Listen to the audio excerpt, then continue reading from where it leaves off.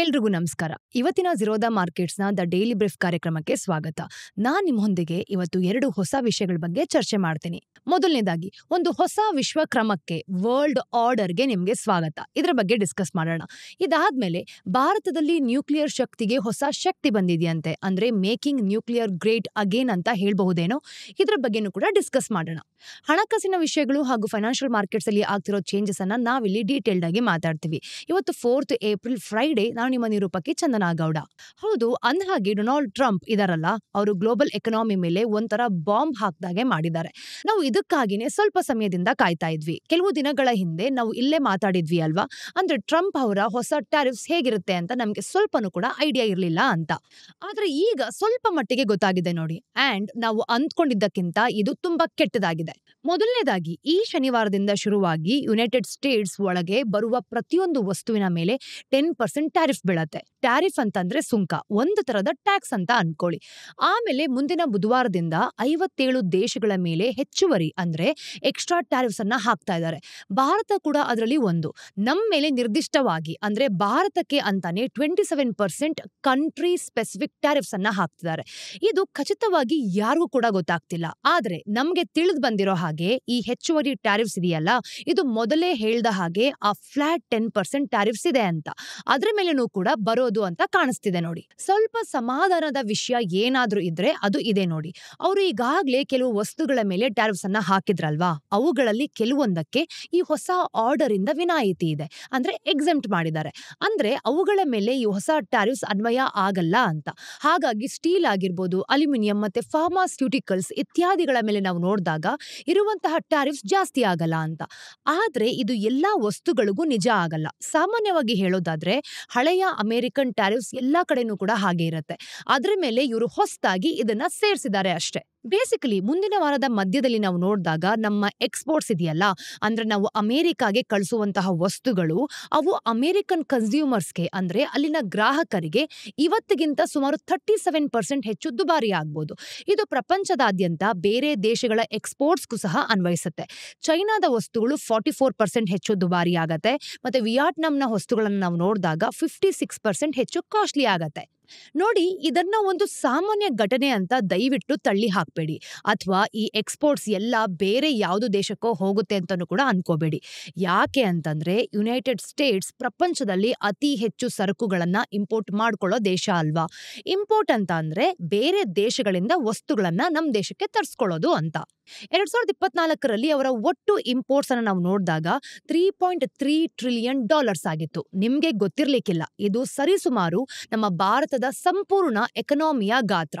ಅಂದ್ರೆ American imports ಅನ್ನ ನಾವು ನೋಡಿದಾಗ ಪ್ರಪಂಚದ ಒಟ್ಟು GDPಯ 3% ಗಿಂತ ಹೆಚ್ಚು. GDP ಅಂದ್ರೆ ನಮ್ಮೆಲ್ರಿಗೂ ಕೂಡ ಗೊತ್ತೇ ಇದೆ, ಗ್ರಾಸ್ ಡೊಮೆಸ್ಟಿಕ್ ಪ್ರಾಡಕ್ಟ್, ಒಂದು ದೇಶದ ಒಟ್ಟು ಆರ್ಥಿಕ ಉತ್ಪಾದನೆ ಅಲ್ವಾ. ಹಾಗಾಗಿ ನೋಡಿ, ಒಂದೇ ವಾರದ ಅಂತರದಲ್ಲಿ ಭಾರತದ ಎಕನಾಮಿಯಷ್ಟು ದೊಡ್ಡದಾದ ವಿಶ್ವದ ಎಕನಾಮಿಯ ಒಂದು ಭಾಗ. ಅಷ್ಟೇ ಅಲ್ಲ, ಪ್ರಪಂಚದಾದ್ಯಂತ 106 ಮಿಲಿಯನ್ ಜನರು ಜೀವನೋಪಾಯದ ಮೂಲವಾಗಿರುವಂತಹ ಈ ಮಾರುಕಟ್ಟೆನ ತಲುಪೋದಕ್ಕೆ ಇದ್ದಕ್ಕಿದ್ದ ಹಾಗೆ ತುಂಬಾನೇ ಕಷ್ಟ ಆಗ್ತಾ ಇದೆ.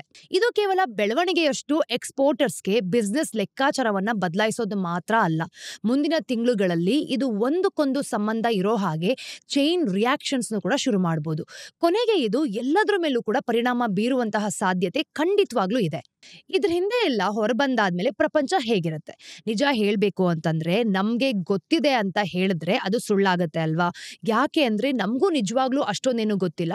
ಸ್ವಲ್ಪ ಗೊತ್ತಿರೋದನ್ನ ನಿಮ್ ಹತ್ರ ಶೇರ್ ಮಾಡ್ಕೊಳ್ತೀವಿ. ನೋಡಿ, ನಾವು ಜರ್ನಲಿಸ್ಟ್ ಅಲ್ಲ, ಎಕನಾಮಿಸ್ಟ್ಗಳು ಕೂಡ ಅಲ್ಲ. ನಮ್ಮ ಪ್ರಪಂಚದ ಬಗ್ಗೆ ತಿಳ್ಕೊಳ್ಳೋದಕ್ಕೆ ಇಷ್ಟಪಡೋ ನರ್ಡ್ಸ್ ಅಷ್ಟೇ. ಅಂದ್ರೆ ನಮ್ಮ ಪ್ರಪಂಚದಲ್ಲಿ ಏನ್ ಆಗ್ತಿದೆ ಅನ್ನೋದ್ರ ಬಗ್ಗೆ ನಾವೊಂದು ಟ್ರ್ಯಾಕ್ ಅನ್ನ ಇಟ್ಟಿರ್ತೀವಿ. ಇದು ತುಂಬಾ ದೊಡ್ಡ ವಿಷಯ. ಅದಕ್ಕಿಂತ ಹೆಚ್ಚಾಗಿ ಇದು ತುಂಬಾ ಕಾಂಪ್ಲೆಕ್ಸ್ ಆಗಿರೋ ಟಾಪಿಕ್ ಅಂತ ಹೇಳ್ಬೋದು. ಅಂದ್ರೆ ಈ ಒಂದು ವಿಷಯದ ಬಗ್ಗೆ ನಾವು ಮಾತಾಡ್ಬೇಕಂತಂದ್ರೆ ಒಂದಕ್ಕೊಂದು ಜೋಡಿಸಿ ಅರ್ಥ ಮಾಡ್ಕೊಳ್ಳೋದಕ್ಕೆ ಪ್ರಯತ್ನ ಪಡ್ಬೇಕಾಗತ್ತೆ. ಇವತ್ತು ನಾವು ಪ್ರಪಂಚದಾದ್ಯಂತ ಇರುವ ಈ ಸ್ಮಾರ್ಟ್ ಜನರಿಂದ ಕೇಳಿರೋ ಎಲ್ಲಾ ವಿಷಯಗಳನ್ನ ಸೇರಿಸ್ಕೊಂಡು ನಿಮ್ ಹತ್ರ ಶೇರ್ ಮಾಡ್ಕೊಳ್ತೀವಿ. ಸರಿ, ಈಗ ಪ್ರಶ್ನೆ ಬಂದಿರೋದು ನಮ್ಮ ಮೇಲೆಯೇ ಯಾಕೆ 27% ಅಂತ. ಟ್ರಂಪ್ ಅವರ ದೊಡ್ಡ ಕಂಪ್ಲೇಂಟ್ ಏನಪ್ಪಾ ಅಂತಂದ್ರೆ, ಭಾರತ ಸೇರ್ಕೊಂಡು ಪ್ರಪಂಚದಾದ್ಯಂತ ಉಳಿದಿರೋ ಎಲ್ಲಾ ದೇಶಗಳು ಕೂಡ ಒಂದಲ್ಲ ಒಂದು ರೀತಿಯಲ್ಲಿ ಅಮೆರಿಕವನ್ನ ಮೋಸ ಮಾಡ್ತಿದ್ದಾರೆ ಅಂತ, ಅಂದ್ರೆ ಲೂಟಿ ಮಾಡ್ತಿದಾರಂತೆ. ಇವಾಗ ಅವರ ಒಂದು ಆ ಥಿಯರಾಟಿಕಲ್ ಟ್ಯಾರಿಫ್ ಅನೌನ್ಸ್ಮೆಂಟ್ ಅಲ್ಲಿ ನಾವು ನೋಡಿದಾಗ ಅವರು ಒಂದು ದೊಡ್ಡ ಬೋರ್ಡ್ ಅನ್ನ ಹಿಡಿದುಕೊಂಡಿದ್ರು. ಅದರಲ್ಲಿ ಬೇರೆ ದೇಶಗಳು ಯುನೈಟೆಡ್ ಸ್ಟೇಟ್ಸ್ ಮೇಲೆ ಎಷ್ಟು ಟ್ಯಾರಿಫ್ಸ್ ಅನ್ನ ಹಾಕ್ತವೆ, ಅದಕ್ಕೆ ಪ್ರತಿಯಾಗಿ ಅವರು ಆ ದೇಶಗಳ ಮೇಲೆ ಎಷ್ಟು ಹಾಕ್ತಾರೆ ಅಂತ ಒಂದು ಲಿಸ್ಟೇ ಇತ್ತು. India, very, very tough, very, very tough. The Prime Minister just left. And he's a great friend of mine, but I said, you're a friend of mine, but you're not treating us right. They charge us 52%. You have to understand, we charge them almost nothing for years and years and decades. ನೋಡಿ, ನಮ್ಮ ದೇಶ United States ಮೇಲೆ 52% tariffs ಹಾಕ್ತಿದೆ ಅಂತ ಅವ್ರು ಹೇಳಿದ್ರು ಅಲ್ವಾ. ಅದಕ್ಕೆ ಪ್ರತಿಯಾಗಿ ಅವರು ನಮ್ಗೆ 26% ಡಿಸ್ಕೌಂಟೆಡ್ ರೇಟ್ ನಲ್ಲಿ ಟ್ಯಾರಿಫ್ಸ್ ಹಾಕ್ತಿದೀವಿ ಅಂತಾನು ಕೂಡ ಅಂದ್ರು. ಆದ್ರೆ ಇಲ್ಲಿ ಒಂದು ವಿಷಯ ಗೊತ್ತಾಗುತ್ತೆ. ವೈಟ್ ಹೌಸ್ ವೆಬ್ಸೈಟ್ ಅಲ್ಲಿ ಇದು 27% ಅಂತ ಇದೆ. ಹಾಗಾಗಿ ನಿಜವಾದ ರೇಟ್ ಯಾವುದು ಅಂತ ಅಷ್ಟೇನು ಸ್ಪಷ್ಟವಾಗಿ ಗೊತ್ತಾಗ್ತಿಲ್ಲ. ಅದನ್ನ ಸದ್ಯಕ್ಕೆ ಬಿಟ್ಬಿಡೋಣ. ಯಾಕೆ ಅಂದ್ರೆ ಈಗೆಲ್ಲ ಈ ಒಂದು ಕ್ಲೆರಿಕಲ್ ತಪ್ಪುಗಳನ್ನ ದೊಡ್ಡ ವಿಷಯವೇ ಅಲ್ಲ ಅಂತ ನಾವು ಈಗ ಅನ್ಕೋಬೇಕಾಗತ್ತೆ. ಆದ್ರೆ ಇದು ಪೂರ್ತಿ ಸುಳ್ಳು. ನಾವು ಅಮೆರಿಕನ್ ವಸ್ತುಗಳ ಮೇಲೆ 52% ಹತ್ತತ್ರ ಕೂಡ ಟ್ಯಾರಿಫ್ಸ್ ಹಾಕೋದಿಲ್ಲ ಅಂತ ಹೇಳಿದ್ದಾರೆ. ಈ ವಿಷಯ ಅಮೆರಿಕಾಗೆ ಖಂಡಿತವಾಗ್ಲೂ ಗೊತ್ತಿದೆ. ಟ್ರಂಪ್ ಅವರ ಈ ಹೊಸ ಕ್ರಮ ಅಂದ್ರೆ ಈ ಆಘಾತಗಾರಿ ಟ್ಯಾರಿಫ್ ಘೋಷಣೆ ಬರೋದಕ್ಕೂ ಸ್ವಲ್ಪ ಮುಂಚೆನೂ ಕೂಡ ಯುನೈಟೆಡ್ ಸ್ಟೇಟ್ಸ್ ಟ್ರೇಡ್ ರೆಪ್ರೆಸೆಂಟೇಟಿವ್ ಏನಿದೆ ಅದನ್ನ ಚಿಕ್ಕದಾಗಿ USTR ಅಂತ ಕರೀತಾರೆ. ಇವರೊಂದಿಗೆ 400 ಪೇಜ್ನ ರಿಪೋರ್ಟ್ ಏನಿದೆ ಅದನ್ನ ಬಿಡುಗಡೆ ಮಾಡಿದ್ರು. ಅದರಲ್ಲಿ ಬೇರೆ ದೇಶಗಳ ವಿರುದ್ಧ ನೋಡಿದಾಗ ಯುನೈಟೆಡ್ ಸ್ಟೇಟ್ಸ್ ಸರ್ಕಾರದಲ್ಲಿ ನಿಜವಾದ ದೂರುಗಳು ಏನೇನಿದೆ ಅಂತಾನು ಕೂಡ ಪಟ್ಟಿ ಮಾಡಿದ್ರು. ಆ USTR ರಿಪೋರ್ಟ್ ಪ್ರಕಾರ ಭಾರತದ ಎಫೆಕ್ಟಿವ್ ಟ್ಯಾರಿಫ್ ರೇಟ್ ಅಂದ್ರೆ ನಿಜವಾಗಿ ಅನ್ವಯ ಆಗುವಂತಹ ಟ್ಯಾರಿಫ್ ದರವನ್ನ ನೋಡಿದಾಗ ಕೇವಲ 7% ಅಷ್ಟೇ. ಅಂದ್ರೆ ಈ ಟ್ರಂಪ್ ಅವರ ಒಂದು ಸ್ವಂತ ಎಕ್ಸಿಕ್ಯೂಟಿವ್ ಆರ್ಡರ್ ನ ಟೆಕ್ಸ್ಟ್ ನಲ್ಲೇನೆ ಆದೇಶ ಪತ್ರದಲ್ಲಿ ಏನಿರುತ್ತೆ ಅದನ್ನ ನಮ್ಮ ಟ್ಯಾರಿಫ್ ರೇಟ್ ನ 17% ಅಂತ ಬರೆದಿದ್ದಾರೆ.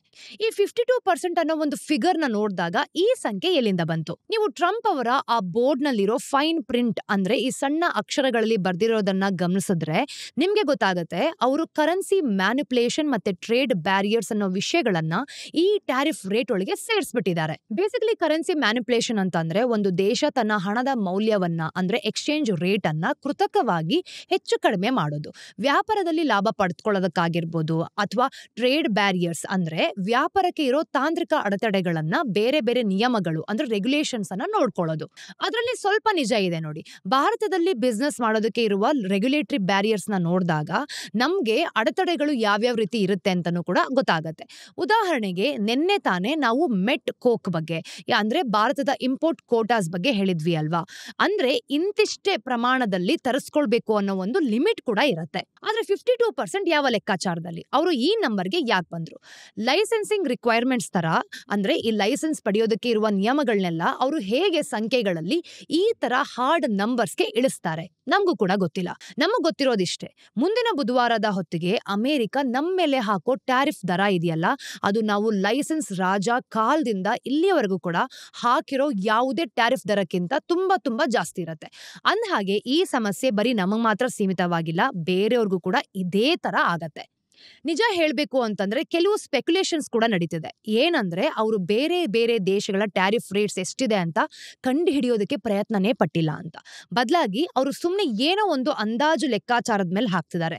ಹೇಗೆ ಅಂದ್ರೆ ಒಂದು ದೇಶದ ಜೊತೆಗಿನ ಟ್ರೇಡ್ ಡೆಫಿಸಿಟ್ಸ್ ಅನ್ನ ಆ ದೇಶದಿಂದ ಅಮೆರಿಕ ಮಾಡೋ ಒಟ್ಟು ಇಂಪೋರ್ಟ್ಸ್ ನಿಂದ ಪಾರ್ಟಿಸಿಪೇಟ್ ಮಾಡಿದಾಗ ಈ ಒಂದು ಉತ್ತರಕ್ಕೆ ಆ ದೇಶದ ಟ್ಯಾರಿಫ್ ರೇಟ್ ಅಂತ ಹೆಸರಿಡಲಾಗತ್ತೆ. ಒಂದ್ ವೇಳೆ ನೀವೇನಾದ್ರೂ ಯೋಚನೆ ಮಾಡಿದ್ರೆ ಇದು ಪೂರ್ತಿ ಅಸಂಬಂಧ. ನೋಡಿ, ಇಲ್ಲಿ ಒಂದು ಸ್ಟೀಲ್ ಮ್ಯಾನ್ ಕೇಸ್ ಏನಾದ್ರೂ ಇದೆಯಾ ಅಂದ್ರೆ ನಾವು ಒಪ್ಪದೇ ಇರಬಹುದು, ಆದ್ರೆ ಅವರ ವಾದದಲ್ಲಿ ಅತ್ಯಂತ ಬಲವಾದ ಅಂಶವನ್ನ ಹುಡುಕೋಕೆ ಪ್ರಯತ್ನಿಸೋದು. ಈ ರೇಟ್ಸ್ ಅಂದ್ರೆ ದರಗಳನ್ನೆಲ್ಲ ಪಕ್ಕಕ್ಕಿಡೋಣ. ಟ್ರಂಪ್ ಅವ್ರಿಗೆ ಸ್ವಲ್ಪ ಬೆನಿಫಿಟ್ ಆಫ್ ದಿ ಡೌಟ್ ಕೊಡೋದಕ್ಕೆ ಟ್ರೈ ಮಾಡೋಣ. ಕನಿಷ್ಠ ಒಂದು ಸಾಮಾನ್ಯ ವಿಷಯವಾಗಿ ಆದ್ರೂ ಕೂಡ ಈ ಎಲ್ಲಾ ಆರ್ಭಟದ ಹಿಂದೆ ಏನಾದ್ರೂ ಇದೆಯಾ?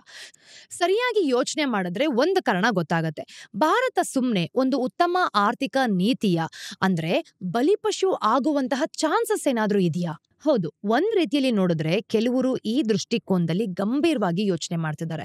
ಈ tariffs main stream trade economics ಬಗ್ಗೆ ಒಂದು ಕಲೆಕ್ಟಿವ್ ಡಿಸ್ಇಲ್ಯೂಷನ್ಮೆಂಟ್ ಅನ್ನ ತೋರಿಸುತ್ತೆ. ಅಮೆರಿಕದಾದ್ಯಂತ ಒಂದು ಭಾವನೆ ಇದೆ. ಏನಂತಂದ್ರೆ ಈ ಇಂಟರ್ನ್ಯಾಷನಲ್ ಟ್ರೇಡ್ ಸಿಸ್ಟಮ್ಗೆ ಅಂಟಿಕೊಂಡಿರೋದ್ರಿಂದ ತಮ್ಗೆ ಮೋಸವಾಗಿದೆ ಮತ್ತೆ ಬೇರೆಯವರು ತಮ್ಮ ವೆಚ್ಚದಲ್ಲಿ ಪ್ರಗತಿನ ಸಾಧಿಸಬೇಕು ಅಂತ ಅವಕಾಶವನ್ನ ನಮ್ಮಿಂದ ತಗೊಳ್ತಿದ್ದಾರೆ ಅಂತ. ಈ ವಾದದ ಒಂದು ಉತ್ತಮ ವಿವರಣೆ ನಿಮಗೆ ಗೊತ್ತಾಗಬೇಕು ಅಂತಂದ್ರೆ ನೀವು ಈ ಲಿಂಕ್ ನ ಚೆಕ್ ಮಾಡಬಹುದು. ಅದಕ್ಕೋಸ್ಕರನೇ ಟ್ರಂಪ್ ಅವರಿಗೆ ಟ್ರೇಡ್ ಡೆಫಿಸಿಟ್ಸ್ ಕಂಡ್ರೆ ಅಷ್ಟೊಂದು ದ್ವೇಷ ನೋಡಿ. ಟ್ರೇಡ್ ಡೆಫಿಸಿಟ್ಸ್ ಅಂದ್ರೆ ಒಂದು ದೇಶದ ಇಂಪೋರ್ಟ್ಸ್ ಅದರ ಎಕ್ಸ್ಪೋರ್ಟ್ಸ್ ಗಿಂತ ಜಾಸ್ತಿ ಇರೋದು. ಅವರು ಇದನ್ನ ಬೇರೆ ದೇಶಗಳು ಅಮೆರಿಕದ ಕಣ್ಣಿಗೆ ಮಣ್ಣೆರ್ಚ್ತಿದೆ ಅಂತಾನೆ ನೋಡ್ತಾ ಇದ್ದಾರೆ. ಈಗ ನೋಡಿ, ಅವರ ಲಾಜಿಕ್ ಪ್ರಕಾರ ನೋಡೋದಾದ್ರೆ ಅಮೆರಿಕ ಏನನ್ನಾದ್ರೂ ಇಂಪೋರ್ಟ್ ಮಾಡ್ಕೊಂಡಾಗೆಲ್ಲ ಅದು ಅಮೆರಿಕನ್ ಬಿಸ್ನೆಸ್ಗಳು ಉತ್ಪಾದನೆ ಮಾಡದ ಒಂದು ವಸ್ತುವಾಗತ್ತೆ. ಹಾಗಾಗಿ ಅಮೆರಿಕ ಎಕ್ಸ್ಪೋರ್ಟ್ ಮಾಡೋಕ್ಕಿಂತ ಹೆಚ್ಚಾಗಿ ಇಂಪೋರ್ಟ್ ಮಾಡ್ಕೊಂಡ್ರೆ ಅದೆಲ್ಲ ಅಮೆರಿಕನ್ನರಿಗೆ ಒಂದು ಬಿಸ್ನೆಸ್ ತರ ಕಾಣತ್ತೆ ನೋಡಿ. ಈ ಆರ್ಗ್ಯುಮೆಂಟ್ ಅನ್ನ ಹಾಗೆ ನೋಡಿದ್ರೆ ಇದರಲ್ಲಿ ಸ್ವಲ್ಪನೂ ಕೂಡ ಹುರುಳಿಲ್ಲ ಅಂತ ಹೇಳೋದಕ್ಕಾಗೋದೇ ಇಲ್ಲ. ವಾಸ್ತವವಾಗಿ ಮೈಕಲ್ ಪೆಟಿಸ್ ಅವರಂತಹ ಎಕನಾಮಿಸ್ಟ್ ನಂಬೋದು ಏನಂತಂದ್ರೆ ಚೈನಾದಂತಹ ದೇಶಗಳು ಎಕ್ಸ್ಪೋರ್ಟ್ ಸೂಪರ್ ಪವರ್ಸ್ ಆಗಿದ್ರೂ ಕೂಡ ತಮ್ಮದೇ ದೇಶದ ಜನರ ವಸ್ತುಗಳನ್ನ ಕೊಂಡುಕೊಳ್ಳೋ ಸಾಮರ್ಥ್ಯವನ್ನ ಕುಗ್ಗಿಸೋ ಮೂಲಕ ಅಂತ. ಈ ವಾದದ ಪ್ರಕಾರ ನೋಡಿದಾಗ ಇಂತಹ ದೇಶಗಳು ಅಮೆರಿಕದಂತಹ ದೇಶವನ್ನ ಫಂಕ್ಷನಲಿ ಟ್ರೇಡ್ ಡೆಫಿಸಿಟ್ಸ್ಗೆ ದೂಡತ್ತೆ. ಇದನ್ನ ನಾನು ವಿವರವಾಗಿ ಇವತ್ತು ನಿಮ್ಗೆ ಹೇಳೋದಕ್ಕಾಗಲ್ಲ. ಇನ್ನೊಂದು ದಿನದ ಕಥೆಯಲ್ಲಿ ನಾನು ನಿಮಗೆ ಖಂಡಿತವಾಗ್ಲೂ ಅರ್ಥ ಮಾಡಿಸ್ತೀನಿ. ಈಗ coming to the topic, Trump ಮಾಡೋಕೆ ಪ್ರಯತ್ನಿಸ್ತಿರೋದು ಇಷ್ಟೇ, ಅಂದ್ರೆ ಈ ಡೆಫಿಸಿಟ್ಸ್ ಅನ್ನ ರಿವರ್ಸ್ ಮಾಡೋದು, ಅಂದ್ರೆ ತಗ್ಗಿಸೋದು. ಆದ್ರೆ ನಮ್ಗೆ ಈ ಬಗ್ಗೆ ಸಂದೇಹಗಳಿದೆ ಹಲವು ಕಾರಣಗಳಿಂದಾಗಿ. ಮೊದಲನೇದಾಗಿ, ಒಂದು ಸಾಮಾನ್ಯ ಟ್ರೇಡ್ ಡೆಫಿಸಿಟ್ಸ್ ಅಂದ್ರೆ ಒಟ್ಟಾರೆಯಾಗಿ ನಿಮ್ಮ ದೇಶ ಎಕ್ಸ್ಪೋರ್ಟ್ಸ್ ಗಿಂತ ಹೆಚ್ಚು ಇಂಪೋರ್ಟ್ಸ್ ಮಾಡಿದ್ರೆ ಅದನ್ನ ಸರಿಪಡಿಸಬೇಕಾದ ಆರ್ಥಿಕ ಸಮಸ್ಯೆ ಅಂತ ಭಾವಿಸಬಹುದು. ಒಂದ್ ವೇಳೆ ಪರಿಸ್ಥಿತಿ ಅನ್ಸಸ್ಟೈನಬಲ್ ಅಂತ ಅನ್ಸಿದ್ರೆ ಮುಂದುವರಿಯೋದಕ್ಕೆ ಆಗಲ್ಲ ಅಂತ ಅನ್ಸತ್ತೆ, ಅವಾಗ ನೀವು ಕ್ರಮನ ತಗೊಳ್ಬಹುದು. ಆದ್ರೆ ಪ್ರತಿಯೊಂದು ಬೈಲ್ಯಾಟ್ರಲ್ ಟ್ರೇಡ್ ಡೆಫಿಸಿಟ್ಸ್ ಅನ್ನ ನಿಯಂತ್ರಿಸೋದು ಅಂದ್ರೆ ದೇಶದೊಂದಿಗಿನ ಡೆಫಿಸಿಟ್ಸ್ ಅನ್ನ ಸರಿ ಮಾಡೋದಕ್ಕೆ ಹೋಗೋದು, ಇದರಲ್ಲಿ ಅರ್ಥನೇ ಇರೋದಿಲ್ಲ. ಕೆಲವು ದೇಶಗಳು ನಿಮ್ಗೆ ನಿಜವಾಗಿ ಬೇಕಾದ ವಸ್ತುಗಳನ್ನ ಪೂರೈಸುತ್ತೆ, ಅವರನ್ನ ಕಡೆಗಾಣಿಸೋದ್ರಲ್ಲಿ ಯಾವುದೇ ಪಾಯಿಂಟ್ ಸಹ ಇರಲ್ಲ. ಇದು ಹೇಗಪ್ಪ ಅಂತಂದ್ರೆ ನಿಮ್ ಬಾರ್ಬರ್ ನಿಮ್ಮಿಂದ ಏನನ್ನೂ ಕೊಂಡ್ಕೊಳ್ಳಲ್ಲ ಅನ್ನೋ ಒಂದೇ ಕಾರಣಕ್ಕೆ ನೀವು ಹೇರ್ ಕಟ್ ಅನ್ನೇ ಮಾಡಿಸ್ಕೊಳ್ಳಲ್ಲ ಅನ್ನೋ ಹಾಗಾಯ್ತು. ಎರಡನೇದಾಗಿ, ಟ್ಯಾರಿಫ್ಸ್ ತನಗಾಗಿಯೇ ಏನನ್ನೂ ಕೂಡ ಮಾಡಲ್ಲ. ನಿಜವಾದ ಪ್ರಶ್ನೆ ಅವುಗಳನ್ನ ಹೇಗೆ ಅನ್ವಯಿಸಲಾಗತ್ತೆ ಅಂತ. ನೋಡಿ, ಅಮೆರಿಕನ್ ಡೆಫಿಸಿಟ್ಸ್ ಒಂದು ಸಮಸ್ಯೆ ಅಂತ ನೋಡೋ ಎಕನಾಮಿಸ್ಟ್ ಹಾಗೆ ಹೇಳೋ ಕಾರಣನ ನೋಡಿದ್ರೆ ಅಮೆರಿಕದಲ್ಲಿ ಆಳವಾದ ಮೂಲಭೂತ ಸಮಸ್ಯೆಗಳು ಇದೆ ಅಂತ. ಇವು ಅಮೆರಿಕನ್ ಮ್ಯಾನುಫ್ಯಾಕ್ಚರಿಂಗ್ಗೆ ಅಡ್ಡಿಯಾಗಿದೆ ಮತ್ತೆ ಎಕ್ಸ್ಪೋರ್ಟ್ಸ್ ಅನ್ನ ತುಂಬಾ ಡಿಸ್ಕರೇಜ್ ಮಾಡುತ್ತೆ ಕೂಡ. ಅಂಡ್ ಸ್ಟ್ರಕ್ಚರಲ್ ಪ್ರಾಬ್ಲಮ್ಸ್ಗೆ ಸ್ಟ್ರಕ್ಚರಲ್ ಸೊಲ್ಯೂಷನ್ಸ್ ಇರಬೇಕು ಅಲ್ವಾ, ಅಂದ್ರೆ ಮೂಲಭೂತ ಸಮಸ್ಯೆಗಳಿಗೆ ಮೂಲಭೂತ ಪರಿಹಾರಗಳಿರ್ಬೇಕು ಅಂತ. ಈ ರೀತಿ ಅನಿರೀಕ್ಷಿತವಾಗಿ ಅಡ್ಡಾದಿಡ್ಡಿಯಾಗಿ ಟ್ಯಾರಿಫ್ ದರಗಳನ್ನ ಹಾಕೋದು ಕೇವಲ ಒಂದು ರೋಗ ಲಕ್ಷಣಗಳಿಗೆ ಚಿಕಿತ್ಸೆ ನೀಡಿದಂಗ ಆಗತ್ತೆ. ಅಂದ್ರೆ ಹಿಂದಿರೋ ನಿಜವಾದ ಸಮಸ್ಯೆಗಳು ಇದು ಖಂಡಿತವಾಗ್ಲೂ ಅಲ್ಲ ಅಂತ. ನೋಡಿ, ಇಲ್ಲೇ ಮೈಕಲ್ ಪೆಟಿಸ್ ಅವರೇ ಈ ಟ್ಯಾರಿಫ್ಸ್ಗಳ ಬಗ್ಗೆ ವಿರುದ್ಧವಾಗಿ ಮಾತಾಡಿದ್ದಾರೆ. ಮೂರನೇದಾಗಿ, ಈ ಟ್ಯಾರಿಫ್ಸ್ ಇದೆಯಲ್ಲ ಇದ್ರ ಸುತ್ತ ಎಷ್ಟೇ ಬ್ರ್ಯಾಂಡಿಂಗ್ ಮಾಡಿದ್ರು ಕೂಡ ಇವು ರೆಸಿಪ್ರೊಕಲ್ ಮಾಡಲ್ಲ, ಅಂದ್ರೆ ಪರಸ್ಪರ ಸಮನಾದದ್ದು ಅಂತ ಅಲ್ವೇ ಅಲ್ಲ. ನೀವು ನಮ್ಗೆ ಏನ್ ಮಾಡ್ತಿರೋ ಅದನ್ನೇ ನಾವು ನಿಮ್ಗೆ ಮಾಡ್ತೀವಿ ಅನ್ನೋ ತರ. ಬೇರೆ ದೇಶಗಳು ತಮ್ಮ ಟ್ಯಾರಿಫ್ಸ್ ಅನ್ನ ಪಿಕ್ ಅಂಡ್ ಚೂಸ್ ಮಾಡ್ತವೆ. ಅಂದ್ರೆ ಅವರು 13,000ಕ್ಕೂ ಹೆಚ್ಚು ವಸ್ತುಗಳಿಗೆ ಪ್ರತ್ಯೇಕವಾಗಿ ಬೇರೆ ಬೇರೆ ಟ್ಯಾರಿಫ್ಸ್ ರೇಟ್ಸ್ ಅನ್ನ ಆಯ್ಕೆ ಮಾಡ್ತಾರೆ. ಉದಾಹರಣೆಗೆ, ಭಾರತ ಕೆಲವು ಅಗ್ರಿಕಲ್ಚರ್ ಪ್ರಾಡಕ್ಟ್ಸ್ ಅಂದ್ರೆ ಕೃಷಿ ಉತ್ಪನ್ನಗಳ ಮೇಲೆ ಟ್ರಿಪಲ್ ಡಿಜಿಟ್ ಟ್ಯಾರಿಫ್ಸ್ ಅಂದ್ರೆ 100ಕ್ಕಿಂತ ಜಾಸ್ತಿ ಪರ್ಸೆಂಟೇಜ್ ಅಷ್ಟು ಟ್ಯಾರಿಫ್ಸ್ ಅನ್ನ ಹಾಕತ್ತೆ ನಿಜ. ಆದ್ರೆ ಬೇರೆ ವಸ್ತುಗಳು ಕೂಡ ಇದ್ದೇ ಇರತ್ತೆ. ಕೆಲವು ಮಷಿನರಿ ತರ ಇರತ್ತೆ, ಅವುಗಳ ಮೇಲೆ ಡ್ಯೂಟಿ ಫ್ರೀ ಆಗಿ ಅಂದ್ರೆ ಬಹುತೇಕ ಟ್ಯಾರಿಫ್ಸ್ ಇಲ್ದನೂ ಕೂಡ ಒಳಗಡೆ ತಗೊಳ್ಬರ್ಬೋದು. ಆದ್ರೆ ಇವತ್ತಿನ ವಿಷಯನ ಡೀಟೇಲ್ಡ್ ಆಗಿ ನಾವು ನೋಡಿದಾಗ ಟ್ರಂಪ್ ಅವರ ಹೊಸ ಟ್ಯಾರಿಫ್ ಎಲ್ಲದ್ರ ಮೇಲೂ ಕೂಡ ಒಂದೇ ಸಾರಿ ಬೀಳತ್ತೆ. ಈ ರೀತಿ ಪ್ರೆಸಿಷನ್ ಇಲ್ದೇ ಇರೋದು ಅಂದ್ರೆ ನಿಖರತೆ ಇಲ್ದೇ ಇರೋದು ಅಮೆರಿಕಾಗೆ ಸಮಸ್ಯೆಗಳನ್ನ ಸೃಷ್ಟಿ ಮಾಡುತ್ತೆ. ಯಾಕೆ ಅಂದ್ರೆ ಕೆಲವು ಪ್ರಾಡಕ್ಟ್ಸ್ ಇವೆ, ಅವನ್ನ ಅಮೆರಿಕನ್ ಬಿಸ್ನೆಸ್ ಅವ್ರಿಗೂ ಕೂಡ ಎಂದಿಗೂ ತಯಾರಿಸೋದಕ್ಕೆ ಸಾಧ್ಯನೇ ಇಲ್ಲ. ಈ ಮಿನರಲ್ಸ್ ಏನಿದೆ ಅಲ್ವಾ, ಇದು ಹೈಟೆಕ್ ಗೂಡ್ಸ್ ಗಳ ಮ್ಯಾನುಫ್ಯಾಕ್ಚರಿಂಗ್ ಗೆ ಬಹಳ ಮುಖ್ಯ. ಇದ್ದಕ್ಕಿದ್ದ ಹಾಗೆ ಈಗ ಅವುಗಳ ಮೇಲೂ ಕೂಡ ಟ್ಯಾರಿಫ್ ಬೀಳತ್ತೆ. ಅದೇ ರೀತಿ ಟ್ಯಾರಿಫ್ ರೇಟ್ ಎಷ್ಟು ಹೆಚ್ಚು ಮಾಡಿದ್ರು ಕೂಡ ಅಮೆರಿಕನ್ನರು ತಮ್ಮ ನೆಲದಲ್ಲಿ ಚಾಕ್ಲೇಟ್ ಬೆಳೆಯೋದಕ್ಕೆ ಆಗೋದೇ ಇಲ್ಲ. ಒಬ್ಬ ಅಮೆರಿಕನ್ ಚಾಕ್ಲೇಟಿಯರ್ ಅಂದ್ರೆ ಚಾಕ್ಲೇಟ್ ತಯಾರಕ ಯಾರಿರ್ತಾರೆ ಇಂಪೋರ್ಟ್ ಮಾಡ್ಕೊಳ್ಳೇಬೇಕಾಗತ್ತೆ, ಬೇರೆ ಆಪ್ಷನ್ನೇ ಇಲ್ಲ. ಇಂತಹ ಸಂದರ್ಭದಲ್ಲಿ ಟ್ರೇಡ್ ಡೆಫಿಸಿಟ್ಸ್ ಹಾಗೆ ಉಳ್ಕೊಳ್ಳುತ್ತೆ, ಆದ್ರೆ ವಸ್ತುಗಳು ಮಾತ್ರ ಹೆಚ್ಚು ದುಬಾರಿ ಆಗೋಕ್ ಶುರುವಾಗತ್ತೆ. ಕೊನೆಯದಾಗಿ, ಈ ಟ್ರೇಡ್ ಡೆಫಿಸಿಟ್ಸ್ ಅಂತ ಅಮೆರಿಕ ಮಾತಾಡ್ತಾ ಇದೆಯಲ್ಲ, ಇದರಲ್ಲಿ ಬಹಳಷ್ಟು ಗೂಡ್ಸ್ ಟ್ರೇಡ್ ಡೆಫಿಸಿಟ್ಸ್ ಅಂದ್ರೆ ವಸ್ತುಗಳ ವ್ಯಾಪಾರದಲ್ಲಿರೋ ಕೊರತೆ ಅಂತ ಹೇಳ್ಬೋದು. ಇದು ಚಿತ್ರದ ಒಂದು ಭಾಗ ಮಾತ್ರ. ಫಾರ್ ಎಕ್ಸಾಂಪಲ್, ಅಮೆರಿಕನ್ ಎಕ್ಸ್ಪೋರ್ಟ್ಸ್ ಒಂದು ದೊಡ್ಡ ಭಾಗ ಅಲ್ವಾ, $700 ಬಿಲಿಯನ್ ಡಾಲರ್ಸ್ಗಿಂತ ಹೆಚ್ಚು ಮೌಲ್ಯವಾದದ್ದು. ಡಿಜಿಟಲ್ ಎಕ್ಸ್ಪೋರ್ಟ್ಸ್ ಆಗಿದೆ ಕೂಡ. ಒಂದ್ ರೀತಿಯಲ್ಲಿ ಯೋಚನೆ ಮಾಡಿ, ನಾವು ಈ ಸ್ಟೋರಿನ ಬರಿಬೇಕಾದ್ರೂ ಕೂಡ ಅಮೆರಿಕಾಗೆ ಪೇ ಮಾಡಿದೀವಿ. ಹೇಗೆ ಅಂತಂದ್ರೆ AI ನಿಂದ ಹಿಡಿದು ಪ್ರೀಮಿಯಂ ಸೋಷಿಯಲ್ ಮೀಡಿಯಾ ಸಬ್ಸ್ಕ್ರಿಪ್ಷನ್ ವರೆಗೂ ಕೂಡ ಎಲ್ಲವನ್ನು ಬಳಸಿದೀವಿ. ಒಂದ್ ಪಕ್ಷ ನಾವ್ ಇದನ್ನೆಲ್ಲ ಇಗ್ನೋರ್ ಮಾಡಿದ್ರು ಕೂಡ ಆಗ ಸಹಜವಾಗಿಯೇ ವಿಷಯಗಳು ಇರುವುದಕ್ಕಿಂತ ಹೆಚ್ಚು ಅನ್ಯಾಯವಾಗಿ ಕಾಣಿಸುತ್ತೆ. ಹಾಗಾದ್ರೆ ಇದರಿಂದ ಪ್ರಪಂಚಕ್ಕೆ ಏನಾಗತ್ತೆ? ಈ ಹೊಸ ಟ್ಯಾರಿಫ್ಸ್ ವಿಷಯದಲ್ಲಿ ನಾವು ಕೇಳಿರೋ ಅತ್ಯುತ್ತಮ ಸಲಹೆಗಳಲ್ಲಿ ಒಂದು ಏನಂತಂದ್ರೆ, ನೀವು ಭವಿಷ್ಯದ ಬಗ್ಗೆ ಪ್ಲಾನ್ ಮಾಡಬೇಕಾದ್ರೆ ನಿಮ್ಮ ಟೈಮ್ ಹಾರಿಜಾನ್ ಅಂದ್ರೆ ನೀವು ಎಷ್ಟು ಮುಂದಕ್ಕೆ ಯೋಚನೆ ಮಾಡ್ತೀರಿ ಅನ್ನೋ ಅವಧಿಯನ್ನ ಚಿಕ್ಕದ್ ಮಾಡ್ಕೊಳ್ಳಿ ಅಂತ. ಇದನ್ನ ಒಪ್ಪಿಸ್ಕೊಳ್ಳೇಬೇಕು. ಈ ತರ ಏನಾದ್ರೂ ಆಯ್ತು ಅಂತ ಅನ್ಕೊಳ್ಳಿ, ಆಗ ಕೆಲವು ತಿಂಗಳು ಮುಂದಕ್ಕೆ ನೋಡೋಕೆ ಆಗಲ್ಲ. ಯಾಕೆ ಅಂದ್ರೆ ತುಂಬಾ ವಿಷಯಗಳು ಇನ್ನೂ ಅನಿಶ್ಚಿತವಾಗಿದೆ. ಇದು ಸಮಯಗಳಲ್ಲಿ ಒಂದು. ಯಾವಾಗ ನೀವು ಪ್ರಪಂಚವನ್ನ ದಿನಕ್ಕೊಂದು ದಿನದಂತೆ ಸ್ವೀಕರಿಸಬೇಕಾಗತ್ತೆ. ಈ ಹೊಸ ಟ್ಯಾರಿಫ್ಸ್ ಇದೆಯಲ್ಲ, ಇದು 1800 ದಶಕಕ್ಕೆ ವಾಪಸ್ ಹೋದ ಹಾಗೆ ಗುರ್ತು ಮಾಡುತ್ತೆ ನೋಡಿ. ಒಂದೇ ಏಟಿಗೆ ಅಮೆರಿಕ ಆರ್ಥಿಕ ಚಿಂತನೆಯಲ್ಲಿ ಒಂದು ಶತಮಾನದ ಪ್ರಗತಿಯನ್ನ ಇಲ್ದಿರೋ ಹಾಗೆ ಮಾಡ್ತು. ನಿಜ ಹೇಳ್ಬೇಕು ಅಂತಂದ್ರೆ ಆನಲಿಸ್ಟ್ ಅಂದ್ರೆ ವಿಶ್ಲೇಷಕರು ಪ್ರಕಾರ ನೋಡಿದಾಗ ಈ ಸಮಯವನ್ನ ಪ್ರತಿನಿಧಿಸೋದಕ್ಕೆ ಚಾರ್ಟ್ ಹಾಕೋದು ಕಷ್ಟಪಟ್ಟಿದ್ದಾರೆ. ಯಾಕೆ ಅಂದ್ರೆ ಅಷ್ಟು ವೇಗವಾಗಿ ಅಮೆರಿಕದ ಟ್ಯಾರಿಫ್ ರೇಟ್ ಜಿಗ್ದೋಗಿದೆ. ಅದಕ್ಕೆ ಆ ಲೈನ್ ನಾವು ನೋಡಿದಾಗ ಅಷ್ಟು ವೇಗವಾಗಿ ಮೇಲೆ ಹೋಗೋದಕ್ಕೆ ಸಾಧ್ಯವಾಗ್ತಾನೆ ಇಲ್ಲ. ಆ ರೀತಿ ಚಾರ್ಟ್ಸ್ಗಳು ತೋರಿಸ್ತಿದೆ. ಸದ್ಯದ ಮಟ್ಟಿಗೆ ನಾವು ನೋಡಿದಾಗ ಇದು ಎಕನಾಮಿಕ್ ಟರ್ಮಾಯಿಲ್ ಅಂದ್ರೆ ಆರ್ಥಿಕ ಗೊಂದಲ ಅಥವಾ ರಿಸೆಷನ್ ಕೂಡ ಉಂಟು ಮಾಡಬಹುದು. ನಿಮ್ಗೆ JP ಮಾರ್ಗನ್ ಮೇಲೆ ನಂಬಿಕೆ ಇಲ್ದಿದ್ರೆ ಪಾಲಿಸಿ ಮೇಕರ್ಸ್ ಕೂಡ US ರಿಸೆಷನ್ ಕಡೆಗೆ ವಾಲ್ತಾರೆ. ನಿಮಗೆ ನೆನಪಿರ್ಬೋದು ಅಲ್ವಾ, ಬೇರೆ ಯಾರೂ ಊಹಿಸದೇ ಇದ್ದಾಗ ಪಾಲಿಸಿ ಮಾರ್ಕೆಟ್ ಟ್ರಂಪ್ ಅವರ ಚುನಾವಣೆ ಗೆಲುವನ್ನ ಪ್ರೆಡಿಕ್ಟ್ ಮಾಡಿತ್ತು. ಆದ್ರೆ ವಿಷಯಗಳನ್ನ ನಾವು ನೋಡಿದಾಗ ಕೇವಲ ಕೆಲವು ಕೆಟ್ಟ ಕ್ವಾರ್ಟರ್ಗಳಿಗೆ ಅಂದ್ರೆ 3 ತಿಂಗಳ ಅವಧಿಗಳಿಗೆ ನಿಲ್ಲೋದಿಲ್ಲ. ಸದ್ಯಕ್ಕೆ ಇನ್ನೂ ಉತ್ತರವಿಲ್ಲದಿರುವಂತಹ ಪ್ರಶ್ನೆಗಳಿಗೆ ದೊಡ್ಡ ಬೆಟ್ಟದಷ್ಟು ಆನ್ಸರ್ಗಳು ಕಾಯ್ತಾ ಇದೆ. ಒಂದನೇದಾಗಿ ನೋಡೋದಾದ್ರೆ ನಮಗ್ ಗೊತ್ತು, ಇಷ್ಟು ದೊಡ್ಡ ಟ್ಯಾರಿಫ್ ಪ್ರಪಂಚದಲ್ಲಿ ನಡೆಯೋ ಟ್ರೇಡ್ ನ ಪ್ರಮಾಣವನ್ನ ಕಡಿಮೆ ಮಾಡತ್ತೆ ಅಂತ. ಅದರಿಂದಾಗಿ ಪ್ರಪಂಚದ GDPಗೆ ಹೊಡೆತ ಬೀಳುತ್ತೆ ಕೂಡ. ಆದ್ರೆ ಎಷ್ಟು ಪ್ರಮಾಣದಲ್ಲಿ ವಿ ಆರ್ ನಾಟ್ ಶೋರ್. ಒಂದು ವೇಳೆ ಕೆಟ್ಟ ಪರಿಸ್ಥಿತಿ ಬಂದ್ರೆ ಇದು 2008ರಲ್ಲಿ ಆದಂತಹ ಕ್ರೈಸಿಸ್ ಅನ್ನ ಮತ್ತೆ ತಗೊಂಡ್ ಬರ್ಬೋದು. ಆ ಕ್ರೈಸಿಸ್ ಭಾರತದಂತಹ ಎಮರ್ಜಿಂಗ್ ಮಾರ್ಕೆಟ್ಸ್ GDPಯನ್ನ ಅರ್ಧ ದಶಕದಲ್ಲಿ 3 to 5% ಅಷ್ಟು ಕೆಳಗೆ ತಗೊಂಬರುತ್ತೆ. ಎರಡನೇದಾಗಿ ಅಮೆರಿಕ ತಮ್ಮ ಎಕನಾಮಿಯಿಂದ ಬೇರೆ ದೇಶವನ್ನ ಈ ರೀತಿ ಬ್ಲಾಕ್ ಮಾಡೋದನ್ನ ಜಗತ್ತು ಎಷ್ಟು ಸೌಜನ್ಯದಿಂದ ತಗೊಳ್ತಿದೆ. ಹಾಗೇನೆ ಇದರ ಪರಿಣಾಮಗಳನ್ನ ಎದುರಿಸಬೇಕು ಅಂತ ಅವರು ಹೇಗೆ ಪ್ರಯತ್ನಿಸ್ತಿದ್ದಾರೆ ನಮಗಂತೂ ಗೊತ್ತಿಲ್ಲ. ಅವರು ತಮ್ಮದೇ ಆದ ಟ್ಯಾರಿಫ್ಸ್ ಅನ್ನ ಹಾಕಿ ಪ್ರತೀಕಾರ ತೀರಿಸ್ಕೊಳ್ಬಹುದು. ಅವರು ಮ್ಯಾನುಫ್ಯಾಕ್ಚರಿಂಗ್ ಸಬ್ಸಿಡೀಸ್ನು ಕೊಟ್ಟು ಪ್ರತಿಕ್ರಿಯಿಸಬಹುದು. ಮ್ಯಾನುಫ್ಯಾಕ್ಚರಿಂಗ್ ಸಬ್ಸಿಡೀಸ್ ಅಂದ್ರೆ ದೇಶದಲ್ಲಿ ವಸ್ತುಗಳನ್ನು ತಯಾರಿಸೋದಕ್ಕೆ ಸರ್ಕಾರ ಕೊಡುವ ಒಂದು ಆರ್ಥಿಕ ಸಹಾಯ. ಅವರು ತಮ್ಮ ಕರೆನ್ಸೀಸ್ ಮೌಲ್ಯ ಏನಿರುತ್ತೆ ಅದನ್ನ ಬೀಳ್ದಿರೋ ರೀತಿ ನೋಡ್ಕೊಳ್ತಾರೆ. ಪ್ರತಿಯೊಂದು ದೇಶವು ತನ್ನದೇ ಆದ ಆಯ್ಕೆಗಳನ್ನ ಮಾಡುತ್ತೆ ಮತ್ತು ಆ ಎಲ್ಲಾ ಆಯ್ಕೆಗಳು ತಮ್ಮದೇ ಆದ ನಾಕ್ ಆನ್ ಎಫೆಕ್ಟ್ಸ್ ಅನ್ನ ಹೊಂದಿರುತ್ತೆ. ನೋಡಿ, ನಾಕ್ ಆನ್ ಎಫೆಕ್ಟ್ಸ್ ಅಂತ ಅಂದ್ರೆ ಒಂದು ಪರಿಣಾಮ ಇನ್ನೊಂದರ ಮೇಲೆ ಆಗೋದು, ಒಂದು ಸರಪಳಿ ತರ ಅಂದ್ರೆ ಚೈನ್ ಸಿಸ್ಟಮ್ ತರ. ಮೂರನೇದಾಗಿ ಈ ರಿಲೇಟಿವ್ ಟ್ಯಾರಿಫ್ ರೇಟ್ಸ್ ಅಂತಂದ್ರೆ ಬೇರೆ ಬೇರೆ ದೇಶಗಳ ಮೇಲಿರೋ ಟ್ಯಾರಿಫ್ಸ್ ನ ಹೋಲಿಕೆ ಅಂತ. ಹೇಗೆ ಕೆಲಸ ಮಾಡುತ್ತೆ ನಮಗೂ ಕೂಡ ಸರಿಯಾಗಿ ಗೊತ್ತಿಲ್ಲ. ಎಕ್ಸಾಂಪಲ್ ಅಲ್ಲಿ ನಾವು ನೋಡೋದಾದ್ರೆ ನಮ್ಮ ಮೇಲೆ ದೊಡ್ಡ ಟ್ಯಾರಿಫ್ಸ್ ಇದ್ರೂ ಕೂಡ ಲೋ ಕಾಸ್ಟ್ ಮ್ಯಾನುಫ್ಯಾಕ್ಚರಿಂಗ್ ಅಲ್ಲಿ ಖಂಡಿತವೂ ನಮಗೆ ಮುಖ್ಯ ಆಗತ್ತೆ. ನೋಡಿ, ಪ್ರತಿಸ್ಪರ್ಧಿಗಳಿಗೆ ಒಬ್ಬನಾದ ವಿಯಟ್ನಾಂ ಅಲ್ಲಿ ನೋಡಿದಾಗ ಇದ್ರ ಮೇಲಿರೋದಕ್ಕಿಂತ ಸುಮಾರು 20% ಹೆಚ್ಚು ಟ್ಯಾರಿಫ್ಸ್ ಅನ್ನ ಬಿದ್ದಿದೆ.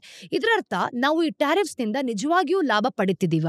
V are not sure. ನಾಲ್ಕನೇದಾಗಿ ಇಷ್ಟೆಲ್ಲ ಅನ್ಸರ್ಟಿನಿಟಿ ಇರೋದ್ರಿಂದ ಕನ್ಸ್ಯೂಮರ್ಸ್, ಕಂಪನೀಸ್ ಮತ್ತೆ ಇನ್ವೆಸ್ಟರ್ಸ್ ಈ ಸಮಯದಲ್ಲಿ ಹೇಗೆ ರಿಯಾಕ್ಟ್ ಮಾಡ್ತಾರೆ ಅಂತ ನಮಗೂ ಕೂಡ ಗೊತ್ತಾಗ್ತಿಲ್ಲ. ಈಗ ಸದ್ಯಕ್ಕೆ ಕೆಲವು ತಿಂಗಳುಗಳ ಮುಂದಿನ ಭವಿಷ್ಯ ಊಹಿಸೋದು ನಿಜವಾಗಿಯೂ ಕಷ್ಟ ಆಗತ್ತೆ. ಹೀಗಾದಾಗ ಜನರು ಲಾಂಗ್ ಟರ್ಮ್ ಡಿಸಿಷನ್ಸ್ ಅಂದ್ರೆ ದೀರ್ಘಕಾಲೀನ ನಿರ್ಧಾರಗಳನ್ನು ತಗೊಳ್ಳೋದಕ್ಕೆ ಹಿಂಜರಿತಾರೆ ಅಲ್ವಾ. ಉದಾಹರಣೆಗೆ ಫಾರಿನ್ ಇನ್ವೆಸ್ಟ್ಮೆಂಟ್ ಅಥವಾ ರಿಯಲ್ ಎಸ್ಟೇಟ್ ಪರ್ಚೇಸ್ ಬಗ್ಗೆ ನಿರ್ಧಾರಗಳಾಗಿರ್ಬೋದು. ಅದು ಕೂಡ ತನ್ನದೇ ಆದ ಅನ್ಪ್ರೆಡಿಕ್ಟಬಲ್ ಎಫೆಕ್ಟ್ಸ್ ಅನ್ನ ಎಕನಾಮಿ ಮೇಲೆ ಬೀರತ್ತೆ. ಐದನೇದಾಗಿ ಇನ್ನು ದೂರದೃಷ್ಟಿಯಿಂದ ನೋಡೋದಾದ್ರೆ ಈ ಗ್ಲೋಬಲ್ ಎಕನಾಮಿಯ ಆಧಾರ ಸ್ತಂಭವನ್ನೇ ಕಿತ್ತು ಹಾಕಿದಾಗ ಅದು ಹೇಗೆ ಹೊಂದ್ಕೊಳ್ಳುತ್ತೆ ಅನ್ನೋದ್ರ ಬಗ್ಗೆ ಸ್ವಲ್ಪನೂ ಕೂಡ ಕಲ್ಪನೆನೇ ಇಲ್ಲ. ಇದನ್ನ ಮಾಡೆಲ್ ಮಾಡೋದು ಖಂಡಿತವಾಗ್ಲೂ ಕಷ್ಟ ಆಗತ್ತೆ. ಅಂದ್ರೆ ರೇಂಜ್ ಆಫ್ ಪಾಸಿಬಿಲಿಟೀಸ್ ತುಂಬಾ ದೊಡ್ಡದಾಗಿದೆ ಅಂತ. ಪ್ರಪಂಚದ ಉಳಿದ ದೇಶಗಳು ಹೆಚ್ಚು ಸಹಕಾರದಿಂದ ಕೆಲಸ ಮಾಡಬಹುದು. ಬಹುಶಃ ಚೈನಾವನ್ನ ಕೇಂದ್ರವಾಗಿ ಇಟ್ಕೊಂಡು ಒಂದು ಗ್ಲೋಬಲ್ ಸಿಸ್ಟಮ್ ಅನ್ನ ರೂಪಿಸಬಹುದು. ಅದೇ ರೀತಿ ಈ ಟ್ಯಾರಿಫ್ಸ್ ಪ್ರಪಂಚದಾದ್ಯಂತ ಒಂದು ದೊಡ್ಡ ಪ್ರಮಾಣದ ಡಂಪಿಂಗ್ ಅಲೆ ಅಲೆಯನ್ನ ಸೃಷ್ಟಿಸಬಹುದು ಕೂಡ. ಡಂಪಿಂಗ್ ಅಂತಂದ್ರೆ ಒಂದು ದೇಶ ತನ್ನಲ್ಲಿ ಉತ್ಪಾದಿಸಿದ ವಸ್ತುಗಳನ್ನ ಬೇರೆ ದೇಶಗಳಲ್ಲಿ ಅತ್ಯಂತ ಕಡಿಮೆ ಬೆಲೆಗೆ ಮಾರಾಟ ಮಾಡೋದು. ಇದೇನ್ ಮಾಡುತ್ತೆ ಗೊತ್ತಾ, ಎಲ್ಲಾ ದೇಶಗಳನ್ನ ಪರಸ್ಪರ ಹೆಚ್ಚು ಅಗ್ರೆಸಿವ್ಲಿ ಕೆಲಸ ಮಾಡೋ ತರ ಇಲ್ಲ ವರ್ತಿಸೋ ತರ ತಳ್ಳಬಹುದು. ನಿಜ ಹೇಳ್ಬೇಕು ಅಂತಂದ್ರೆ ಏನ್ ಬೇಕಾದ್ರೂ ಕೂಡ ಆಗ್ಬೋದು. ಹಾಗಾದ್ರೆ ಇನ್ಫ್ಲೇಷನ್ ಅನ್ನೋದು ಬರೀ ಗಣಿತ ಅಷ್ಟೇನಾ? ನಾವು ಈ ಹಿಂದೆ ಇದ್ರ ಬಗ್ಗೆ ಮಾತಾಡಿದಾಗ ಹೇಳಿದ ಹಾಗೆ ಈ ಟ್ಯಾರಿಫ್ಸ್ ಇದೆಯಲ್ವಾ, ಇದು ಲಾಂಗ್ ಟರ್ಮ್ ಸಕ್ಸಸ್. ಇದಕ್ಕೆ ಅಮೆರಿಕನ್ನರು ಹೇಗೆ ರಿಯಾಕ್ಟ್ ಮಾಡ್ತಾರೆ ಅನ್ನೋದ್ರ ಮೇಲೆ ನಿಂತಿದೆ. ಒಂದ್ ವೇಳೆ ಈ ಟ್ಯಾರಿಫ್ಸ್ ತುಂಬಾ ಅನ್ಪಾಪ್ಯುಲರ್ ಆದ್ರೆ, ಅಂದ್ರೆ ಜನರಿಗೆ ಇಷ್ಟವಾಗದೇ ಇದ್ರೆ ಅಥವಾ ತಮ್ಮ ಜೀವನಕ್ಕೆ ಇದರಿಂದ ಗಂಭೀರವಾಗಿ ಹಾನಿ ಆಗಿದೆ ಅಂತ ಅನ್ಕೊಳ್ಳಿ, ಅವಾಗ ಏನಾಗುತ್ತೆ, ಟ್ರಂಪ್ ಅವರಿಗೆ ತಮ್ಮ ಟ್ರೇಡ್ ಪಾಲಿಸಿ ವಿಷಯದಲ್ಲಿ ಸಿಗುವ ಅವಕಾಶ ಕಮ್ಮಿ ಆಗತ್ತೆ. ಅದಕ್ಕೋಸ್ಕರನೇ ಈ ಟ್ಯಾರಿಫ್ ಸುತ್ತ ಇರುವ ದೊಡ್ಡ ಪ್ರಶ್ನೆಗಳಲ್ಲಿ ಒಂದೇನಂತಂದ್ರೆ, ಇವು ಇನ್ಫ್ಲೇಷನರಿ ಆಗ್ತಿರುತ್ತಾ ಅಂತ, ಅಂದ್ರೆ ಇವುಗಳಿಂದ ಹಣದುಬ್ಬರ ಹೆಚ್ಚದಾಗತ್ತಾ, ಇದ್ರ ಬಗ್ಗೆ ಇನ್ನೂ ಕೂಡ ಆಳವಾಗಿ ನೋಡ್ಬೇಕು. ಒಂದು ಸಣ್ಣ ಕ್ಯಾಲ್ಕುಲೇಷನ್ಸ್ ಅಂತಂದ್ರೆ ನೋಡಿ, ಈ ಟ್ರೇಡ್ ಹೇಗಿದೆಯೋ ಹಾಗೆಯೇ ಮುಂದುವರೆದ್ರೆ ಈ ಹೊಸ ಟ್ಯಾರಿಫ್ಸ್ ನಿಂದ $500 ಬಿಲಿಯನ್ ವೆಚ್ಚವಾಗುತ್ತೆ.